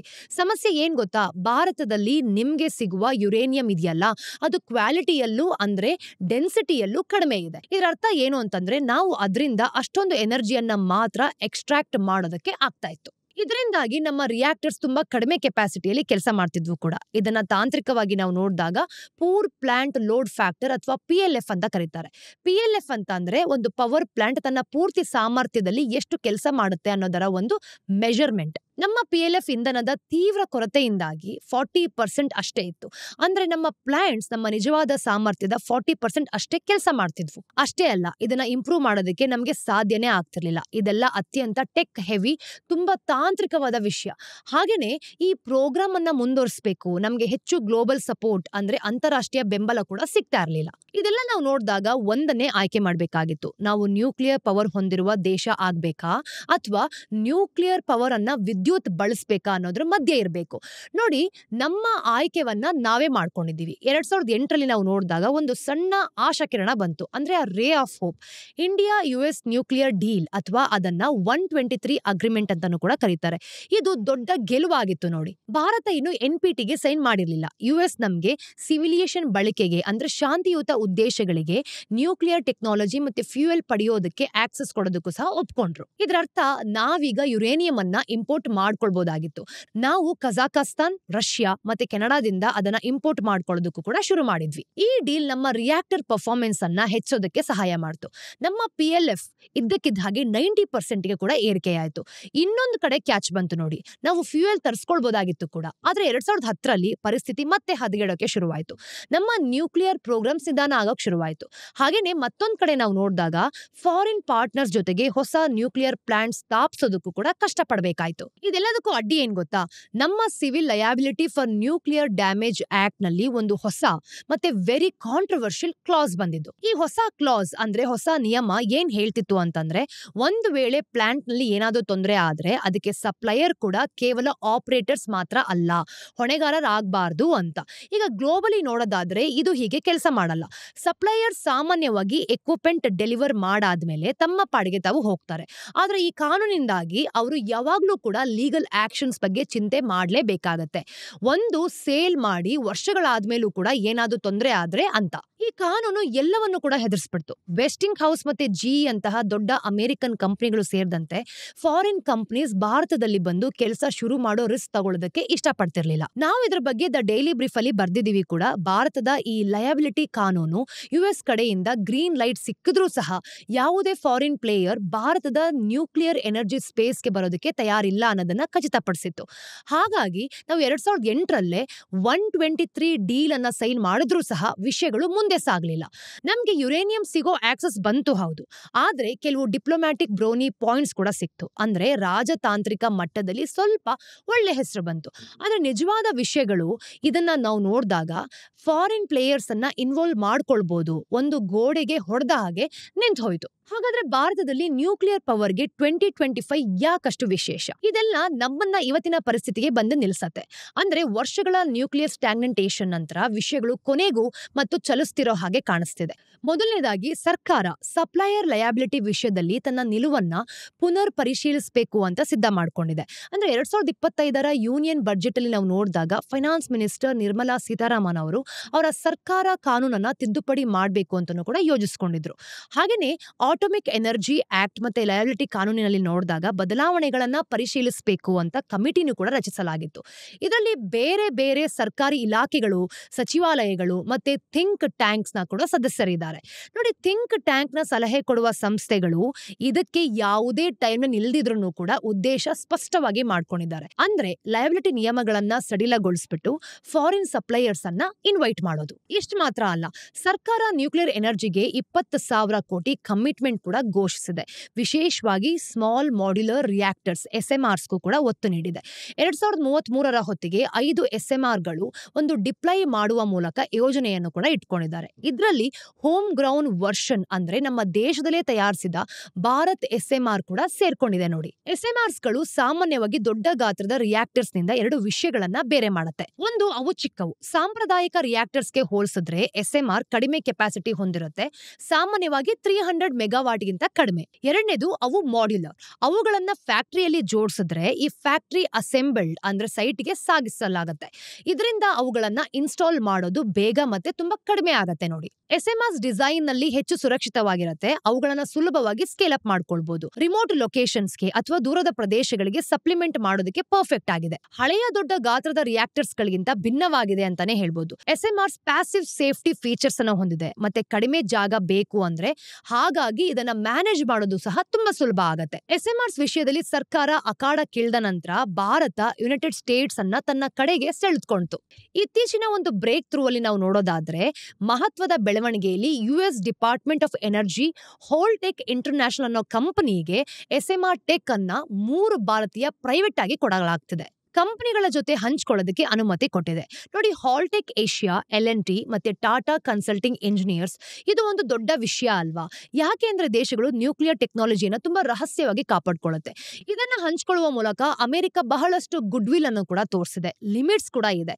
ನೋಡಿ, ಕಂಪನಿಗಳು ಇದನ್ನ ಪೀಸ್ಫುಲ್ ಯೂಸ್ಗೆ ಮಾತ್ರ ಬಳಸಬೇಕು, ಪ್ರತಿ ಕ್ವಾರ್ಟರ್ಗೆ USಗೆ ರಿಪೋರ್ಟ್ ಮಾಡಬೇಕು ಮತ್ತು ಮೊದಲೇ ಅನುಮತಿ ಇಲ್ಲದೆ ಇರೋದ್ರಿಂದ ಟೆಕ್ ಅನ್ನ ಬೇರೆಯವ್ರಿಗೆ ಕೊಡೋ ಹಾಗಿಲ್ಲ ಅಂತ ಕ್ಲಿಯರ್ ಆಗಿ ಹೇಳಿದ್ದಾರೆ. ಈಗ ಗಮನಿಸಬೇಕಾಗಿರೋ ವಿಷಯ, NTPC ಅಥವಾ MPCIL ನಂತರ ಸರ್ಕಾರಿ ಸಂಸ್ಥೆಗಳನ್ನ ಈಗ ಅಪ್ರೂವಲ್ಸ್ ಇಂದ ಹೊರಗಿಡಲಾಗ್ತಿದೆ. ಯಾಕೆ? ಭಾರತ ಈ ಏಜೆನ್ಸಿಗಳಿಗೆ ಇನ್ನೂ ಕೂಡ ನಾನ್ ಪ್ರೊಲಿಫರೇಷನ್ ಅಶೂರೆನ್ಸ್ ಅನ್ನ ಕೊಟ್ಟಿಲ್ಲ. ನಾನ್ ಪ್ರೊಲಿಫರೇಷನ್ ಅಂತಂದ್ರೆ ಏನು? ಪರಮಾಣು ಶಾಸ್ತ್ರಗಳನ್ನ, ಈ ಪ್ರಸರಣ ಏನಿರುತ್ತೆ ಗೊತ್ತಾ, ಅದನ್ನ ತಡೆಯೋದು. ಈ ಸಂಸ್ಥೆಗಳು ಆ ಟೆಕ್ನಾಲಜಿಯನ್ನ ವೆಪನ್ಸ್ ಆಗಿ ತಯಾರಿಸೋದಕ್ಕೆ ಬಳಸ್ಕೊಳ್ಳೋದಿಲ್ಲ ಅಂತ ಭಾರತ ಇನ್ನೂ ಕೂಡ ಭರವಸೆ ನೀಡಿಲ್ಲ. ಸಹಜವಾಗಿ ನೋಡೋದಾದ್ರೆ US ಸ್ವಲ್ಪ ಆತಂಕದಲ್ಲಿದೆ. ಯಾಕೆ ಅಂದ್ರೆ ಭಾರತ 1974ರಲ್ಲಿ ಶಾಂತಿಯುತ ಉದ್ದೇಶಗಳಿಗೆ ಅಂತ ಕೊಟ್ಟ ಮೆಟೀರಿಯಲ್ ಅನ್ನ ಬಳಸಿ ಟೆಸ್ಟ್ ಮಾಡಿತ್ತು. ಹಾಗಾಗಿ ಸದ್ಯಕ್ಕೆ ಕೇವಲ ಪ್ರೈವೇಟ್ ಪ್ಲೇಯರ್ಸ್ ಮಾತ್ರ ಈ ಆಟದಲ್ಲಿದ್ದಾರೆ. ನೋಡಿ, ಇದರಲ್ಲಿ ಸಮಾಧಾನದ ವಿಷಯ ಏನ್ ಗೊತ್ತಾ? ದ ಸಿಲ್ವರ್ ಲೈನಿಂಗ್ ಅಂದ್ರೆ ಶಾಸ್ತ್ರಸ್ಥವಾಗಿ ಪರಿವರ್ತಿಸುವ ಸಾಧ್ಯತೆ ಇದೆ ಅಂತ. ಹಾಗೆ ಸುರಕ್ಷತೆನೂ ಕೂಡ ಚಿಕ್ಕದಾಗಿದೆ. ಅವುಗಳ ಮೇಲೆ ಬಿಗಿಯಾದ ನಿಗಾ ಕೂಡ ಇರುತ್ತೆ. ಪ್ರಪಂಚದಲ್ಲಿ ಸದ್ಯಕ್ಕೆ ರಷ್ಯಾ ಮತ್ತೆ ಚೈನಾ ಮಾತ್ರ ಆಪರೇಷನಲ್ SMRs ನ ಹೊಂದಿದೆ. ಎಲ್ಲವೂ ಸರಿಯಾಗಿ ನಡೆದ್ರೆ ಭಾರತ 2033ರ ಹೊತ್ತಿಗೆ ಲಿಸ್ಟ್ ಆಗಿ ಸೇರ್ಕೊಳ್ಬಹುದು. ಇದೆಲ್ಲ ನಮ್ಮನ್ನ ಮತ್ತೆ NTPC ಕಡೆಗೆ ತರುತ್ತೆ. ಪವರ್ ಕ್ಷೇತ್ರದಲ್ಲಿ ಸರ್ಕಾರದ ದೊಡ್ಡ ಆಟಗಾರ ಅಂತ ಹೇಳ್ಬೋದು ಅಲ್ವಾ? NTPC 15 ಗಿಗಾವಾಟ್ ಅಂದ್ರೆ ನ್ಯೂಕ್ಲಿಯರ್ ಕೆಪಾಸಿಟಿಗಾಗಿ ಗ್ಲೋಬಲ್ ಎಕ್ಸ್ಪ್ರೆಷನ್ಸ್ ಆಫ್ ಇಂಟ್ರೆಸ್ಟ್ ಅನ್ನ ಆಹ್ವಾನ ಮಾಡ್ತಿದೆ. ಆದ್ರೆ ಇದು ಗವರ್ಮೆಂಟ್ ಎಂಟಿಟಿ ಆಗಿರೋದ್ರಿಂದ ಆ ಅಶೂರೆನ್ಸ್ ಇಶ್ಯೂ US ಫರ್ಮ್ಸ್ಗೆ ಭಾಗವಹಿಸ್ತಿರೋ ರೀತಿ ಸಾಧ್ಯತೆ ಕಡಿಮೆ ಮಾಡಬಹುದು. ಇದು ರಷ್ಯನ್ ಅಥವಾ ಇತರ ಒಂದು ನಾನ್ US ಆಟಗಾರರಿಗೆ ಬಾಗಿಲನ್ನ ತೆರೆದಿಡತ್ತೆ. ನೋಡಿ, ಇದು ಯಾವುದೇ ದಾರಿಯಲ್ಲಿ ಸಾಗಲಿ ವರ್ಷಗಳಿಂದ ಸ್ಲೋ ಮೋಷನ್ ಅಲ್ಲಿ ಸಿಲುಕೊಂಡಿರೋದ್ರಿಂದ ಒಂದು ಸೆಕ್ಟರ್ ಕೊನೆಗೂ ಚಲನೆಯ ಲಕ್ಷಣಗಳನ್ನ ತೋರಿಸ್ತಿದೆ. ಹೆಚ್ಚಿನ ಇನ್ಫಾರ್ಮೇಶನ್ಗೋಸ್ಕರ ಈ ಜಾಗವನ್ನ ಯಾವಾಗ್ಲೂ ಕೂಡ ಗಮನಿಸ್ತಾ ಇರಿ. ನೋಡಿ, ಒಂದೇ ರಾತ್ರಿಲಿ ಎಕ್ಸ್ಪ್ಲೋಡ್ ಆಗಲ್ಲ. ಪ್ಲಾಂಟ್ಸ್ ಕಟ್ಟೋದಕ್ಕೆ ವರ್ಷಗಳೇ ಬೇಕಾಗತ್ತೆ. ಕಾನೂನುಗಳು ಬದಲಾಗೋಕೆ ಯುಗಗಳೇ ಬೇಕು. ಬ್ಯೂರೋಕ್ರಸಿ ಮೊಲಾಸಸ್ ತರ ಚಲಿಸತ್ತೆ, ಅಂದ್ರೆ ತುಂಬಾ ನಿಧಾನವಾಗಿ. ಇದು ಇವತ್ತಿನ ಸ್ಟೋರೀಸ್ ನ ಅಪ್ಡೇಟ್ ಟಿಡ್ಬಿಟ್ಸ್ ಏನು ಅಂತ ನೋಡ್ಕೊಂಬರೋಣ. ಮೊದಲನೇದಾಗಿ ಬಿಸ್ನೆಸ್ ಸ್ಟ್ಯಾಂಡರ್ಡ್ ಇಂದ ಒಂದು ಸುದ್ದಿ ಇದೆ. ಅಂದ್ರೆ ಭಾರತೀಯ ಕಂಪನಿಗಳು FY25 ನಲ್ಲಿ ಓವರ್ಸೀಸ್ ಕ್ಯಾಪಿಟಲ್ ಮಾರ್ಕೆಟ್ಸ್ ಇಂದ 58,000 ಕೋಟಿ ರೂಪಾಯಿ ಹಣವನ್ನ ಸಂಗ್ರಹಿಸಿದೆ ಅಂತ. ಇದು FY24ಗೆ ಹೋಲಿಸಿದ್ರೆ 28.5% ಹೆಚ್ಚು. FY24 ನಲ್ಲಿ 45,007 ಕೋಟಿ ಸಂಗ್ರಹಿಸಿದ್ರು. ಅಂದ್ರೆ FY23ಗೆ ಹೋಲಿಸಿದ್ರೆ 15,592 crores. ಇದು ದೊಡ್ಡ ಏರಿಕೆ. ಅಂದ್ರೆ ಪ್ರೈಮ್ ಡೇಟಾ ಬೇಸ್ ನ ಡೇಟಾ ಪ್ರಕಾರ ನೋಡಿದಾಗ ಫಂಡ್ ರೈಸಿಂಗ್ ಆಕ್ಟಿವಿಟಿಯಲ್ಲಿ ಎಕ್ಸಿಮ್ ಬ್ಯಾಂಕ್ ಮುಂದಿದೆ. ಅಂದ್ರೆ 8,643.68 crores ಆದ್ಮೇಲೆ ಸ್ಟೇಟ್ ಬ್ಯಾಂಕ್ ಆಫ್ ಇಂಡಿಯಾ ಇದೆ ಅಂತ. ಇನ್ನು 5,049 crores ಮತ್ತೆ ಶ್ರೀರಾಮ್ ಫೈನಾನ್ಸ್ ಅಲ್ಲಿ ಇದೆ. ಇನ್ನು 4,189.44 crores ಬೇರೆ ಪ್ರಮುಖ ಇಶ್ಯೂಸ್ ಇಂದ ಬಂದಿದೆ. ಅಂದ್ರೆ REC 4,183 crores ಮತ್ತೆ Piramal capital and housing finance 3,771 crores. ಈ ಹೆಚ್ಚಳಕ್ಕೆ ಕಾರಣ ಏನು ಅಂತಂದ್ರೆ ಹೆಡ್ಜಿಂಗ್ ಕಾಸ್ಟ್ ಕಡಿಮೆ ಆಗಿರೋದು. ಹೆಡ್ಜಿಂಗ್ ಕಾಸ್ಟ್ ಅಂತಂದ್ರೆ ಫಾರಿನ್ ಎಕ್ಸ್ಚೇಂಜ್ ರೇಟ್ ಬದಲಾವಣೆಯಿಂದ ಆಗುವ ನಷ್ಟವನ್ನ ತಡೆಯೋಕೆ ಮಾಡುವಂತಹ ಒಂದು ಇನ್ಶೂರೆನ್ಸ್ ಅಂತ ಅನ್ಕೊಳ್ಳಿ. ಭಾರತದ ಹೈ ಈಲ್ಡ್ ಪೇಪರ್ಸ್ಗೆ ಗ್ಲೋಬಲ್ ಡಿಮ್ಯಾಂಡ್ ಅಂದ್ರೆ ಜಾಗತಿಕ ಬೇಡಿಕೆ ಹೆಚ್ಚಾಗ್ತಿರೋದು ಮತ್ತೆ ಭಾರತದ ಗ್ಲೋಬಲ್ ಬಾಂಡ್ ಇಂಡಿಸಸ್ ಅಲ್ಲಿ ಸೇರಿಸಿರೋದು. ಇಲ್ಲಿ ನಾವು ನೋಡಿದಾಗ ಸಂಗ್ರಹಣೆ ಆಗಿರುವ ಮೊತ್ತ FY22 ಹೊತ್ತಿಗೆ 99,000 ಕೋಟಿಗಿಂತ ಇನ್ನೂ ಕಡಿಮೆನೇ ಇದೆ. ಎರಡನೇದು ಸೆಬಿ ಅಂದ್ರೆ securities and exchange board of India NSE co locations ಕೇಸ್ಗೆ ಸಂಬಂಧಪಟ್ಟ ಹಾಗೆ ಒಂದು ಹೊಸ ಆರ್ಡರ್ ನಲ್ಲಿ OPG ಸೆಕ್ಯೂರಿಟೀಸ್ ಅಂಡ್ ಅದರ 3 ಜನ ಡೈರೆಕ್ಟರ್ಸ್ ಮೇಲೆ 5.2 crores ಪೆನಾಲ್ಟಿಯನ್ನ ಹಾಕಿದೆ. ಕೋ ಲೊಕೇಶನ್ ಅಂತಂದ್ರೆ ನೆನಪಿರ್ಬೋದು, ಸ್ಟಾಕ್ ಎಕ್ಸ್ಚೇಂಜ್ ನ ಸರ್ವರ್ ಹತ್ರ ತಮ್ಮ ಸರ್ವರ್ ಗಳನ್ನ ಇಟ್ಟು ಬೇಗ ಟ್ರೇಡ್ ಮಾಡೋ ಒಂದು ವ್ಯವಸ್ಥೆ. ಈ ಹಿಂದೆ ಸ್ಯಾಟ್ ಅಂದ್ರೆ ಸೆಕ್ಯೂರಿಟೀಸ್ ಅಪೇಲೆಟ್ ಟ್ರಿಬ್ಯುನಲ್ ಅಂತ ಏನ್ ಹೇಳ್ತೀವಿ, ಇದು ಸೆಬಿಯ ಮೊದಲಿನ 15.57 crores ನ ಒಂದು ಆರ್ಡರ್ ನ ಪಕ್ಕಕ್ಕಿಟ್ಟು ಅಂದ್ರೆ ಅಕ್ರಮವಾಗಿ ಗಳಿಸಿದ ಲಾಭವನ್ನ ವಾಪಸ್ ಪಡೆಯೋದು. ಈಗ ಸೆಬಿ ನೋಡಿದಾಗ ಸ್ಯಾಟ್ ನ ನಿರ್ದೇಶನಗಳ ಆಧಾರದ ಮೇಲೆ ಪೆನಾಲ್ಟಿಯನ್ನ ಮತ್ತೆ ಲೆಕ್ಕ ಹಾಕಿ ಈ ದಂಡವನ್ನ ಹಾಕಿದೆ. ಇದೇ ವರ್ಷದ ಆರಂಭದಲ್ಲಿ ಬೇರೆ ಡೆವಲಪ್ಮೆಂಟ್ ಗಳಲ್ಲಿ ಸೆಬಿ ಸಾಕ್ಷ್ಯಾಧಾರಗಳ ಕೊರತೆಯಿಂದ NSE ಮತ್ತೆ ಅದರ ಹಳೆಯ ಅಧಿಕಾರಿಗಳ ಮೇಲಿನ ಆರೋಪಗಳನ್ನ ಕೈಬಿಟ್ಟು ಬೇರೆಯವರ ಒಂದು ಮೊತ್ತ ಏನಿರುತ್ತೆ ಅದನ್ನ 85 crores ರಿವೈಸ್ ಮಾಡಿದೆ. ಸೆಬಿ ಇನ್ನೊಂದು ಕೂಡ ವಿಷಯ ಹೇಳಿದೆ, ಡೈರೆಕ್ಟರ್ಸ್ ಅಲ್ಲಿ ಒಬ್ರು ಇನ್ವೆಸ್ಟಿಗೇಷನ್ ಸಮಯದಲ್ಲಿ ಸಹಕರಿಸಿಲ್ಲ, ಸಪೋರ್ಟ್ ಮಾಡಿಲ್ಲ, ಅದನ್ನು ಕೂಡ ದಂಡ ನಿರ್ಧರಿಸಬೇಕಾದ್ರೆ ಪರಿಗಣಿಸಲಾಗತ್ತೆ ಅಂತ. ಮೂರನೇದು ಟಾಟಾ ಪವರ್ 2019 ನಂತರ ಇದೇ ಮೊದಲ ಬಾರಿಗೆ ತನ್ನ ಕೋಲ್ ಬೇಸ್ಡ್ ಕೆಪಾಸಿಟಿಯನ್ನ ಅಂದ್ರೆ ಕಲ್ಲಿದ್ದಲು ಆಧಾರಿತ ವಿದ್ಯುತ್ ಸಾಮರ್ಥ್ಯವನ್ನ ಎಕ್ಸ್ಪೆಂಡ್ ಮಾಡೋದಕ್ಕೆ ಹೊರಟಿರೋದು. ಉತ್ತರ ಪ್ರದೇಶದಲ್ಲಿ ತಮ್ಮ 1,980 ಮೆಗಾವಾಟ್ ಪ್ರಯಾಗರಾಜ್ ಪವರ್ ಜನರೇಷನ್ ಪ್ಲಾಂಟ್ಗೆ ಇನ್ನೂ ಕೂಡ 1,600 ಮೆಗಾವಾಟ್ ನ ಸೇರಿಸಲಿದ್ದಾರೆ. ಈ ನಡೆ ಯಾಕೆ ಅಂತಂದ್ರೆ ಭಾರತದ ರಿನ್ಯೂವಬಲ್ ಎನರ್ಜಿ ಸೆಕ್ಟರ್ ಅಂದ್ರೆ ನವೀಕರಿಸಬಹುದಾದ ಇಂಧನ ಕ್ಷೇತ್ರ ಕೆಲವು ಅಡೆತಡೆಗಳನ್ನ ಎದುರಿಸುತ್ತಿದೆ. ಉದಾಹರಣೆಗೆ weak tender demand, land acquisition ಸಮಸ್ಯೆಗಳು ಮತ್ತೆ 40 ಗಿಗಾವಾಟ್ ಹೆಚ್ಚು ಮೌಲ್ಯದ ಕ್ಲೀನ್ ಎನರ್ಜಿ ಸ್ಕೇಲ್ ಅಗ್ರಿಮೆಂಟ್ಸ್ಗೆ ಇನ್ನೂ ಕೂಡ ಸಹಿ ಆಗಿಲ್ಲ. ಭಾರತ 2024ರಲ್ಲಿ ಸುಮಾರು 28 ಗಿಗಾವಾಟ್ ಸೋಲಾರ್ ಮತ್ತೆ ವಿಂಡ್ ಕೆಪಾಸಿಟಿಯನ್ನ ಸೇರಿಸಿದ್ರೂ ಕೂಡ ಆ ವರ್ಷ ಪವರ್ ಜನರೇಷನ್ ಅಲ್ಲಿ ಅದು ಹೆಚ್ಚಳದ 3/2 ಹೆಚ್ಚು ಭಾಗ ಫಾಸಿಲ್ ಫ್ಯೂಯಲ್ಸ್ ಇಂದಾನೆ ಬರ್ತಿದೆ. ಸರ್ಕಾರ ಕೂಡ 2031 ಹಾಗೂ 32 ಹೊತ್ತಿಗೆ ಕೋಲ್ ಫೈರ್ಡ್ ಕೆಪಾಸಿಟಿಯನ್ನ 80 ಗಿಗಾವಾಟ್ ಹೆಚ್ಚಿಸೋ ಯೋಜನೆಯನ್ನ ಹಾಕೊಂಡಿದೆ. ಟಾಟಾ ಪವರ್ ಸದ್ಯಕ್ಕೆ 6 ರಾಜ್ಯಗಳಲ್ಲಿ ಸುಮಾರು 8.9 ಗಿಗಾವಾಟ್ ಕೋಲ್ ಬೇಸ್ಡ್ ಕೆಪಾಸಿಟಿಯನ್ನ ಆಪರೇಟ್ ಮಾಡ್ತಿದೆ. ಅವರ ಗುರಿ ಏನು ಅಂತಂದ್ರೆ ತಮ್ಮ ಕ್ಲೀನ್ ಎನರ್ಜಿ ಪೋರ್ಟ್ಫೋಲಿಯೋನ ಈಗಿನ 6.7 ಗಿಗಾವಾಟ್ ಇಂದ 2030 ಹೊತ್ತಿಗೆ 20 ಗಿಗಾವಾಟ್ ಗಿಂತ ಹೆಚ್ಚಿಗೆ ಸ್ಕೇಲ್ ಮಾಡೋದು. ಅದಕ್ಕೋಸ್ಕರನೇ 9 ಬಿಲಿಯನ್ ಇನ್ವೆಸ್ಟ್ ಮಾಡೋ ಯೋಜನೆ ಕೂಡ ಇದೆ ನೋಡಿ. ಸ್ನೇಹಿತರೆ, ಇವತ್ತಿನ ವಿಡಿಯೋ ಕಂಪೇರ್ ಮಾಡಿದ್ರೆ ಎಲ್ಲಾ ವಿಡಿಯೋಸ್ ಗಳಿಗಿಂತನೂ ಕೂಡ ಜಾಸ್ತಿ ಅಪ್ಡೇಟ್ಸ್ ಇದೆ. ನೀವು ಕೊನೆಯವರೆಗೂ ನೋಡಿದ್ರೆ ಮಾತ್ರ ನಾವು ಯಾಕಿಷ್ಟು ನಿಮ್ಗೆ ಡೀಟೇಲ್ಡ್ ಆಗಿ ಅರ್ಥ ಮಾಡಿಸ್ತೀವಿ ಅಂತ ನಿಮಗೆ ಗೊತ್ತಾಗುತ್ತೆ. ಇದು ಇವತ್ತಿನ ಜಿರೋದಾ ಮಾರ್ಕೆಟ್ಸ್ ನ ದ ಡೈಲಿ ಬ್ರೀಫ್ ನ ಅಪ್ಡೇಟ್. ಮತ್ತಷ್ಟು ಅಪ್ಡೇಟ್ಸ್ ಒಂದಿಗೆ ನಾನು ನಿಮ್ಗೆ ಮುಂದಿನ ವಿಡಿಯೋಲಿ ಸಿಗ್ತೀನಿ. Till then take care.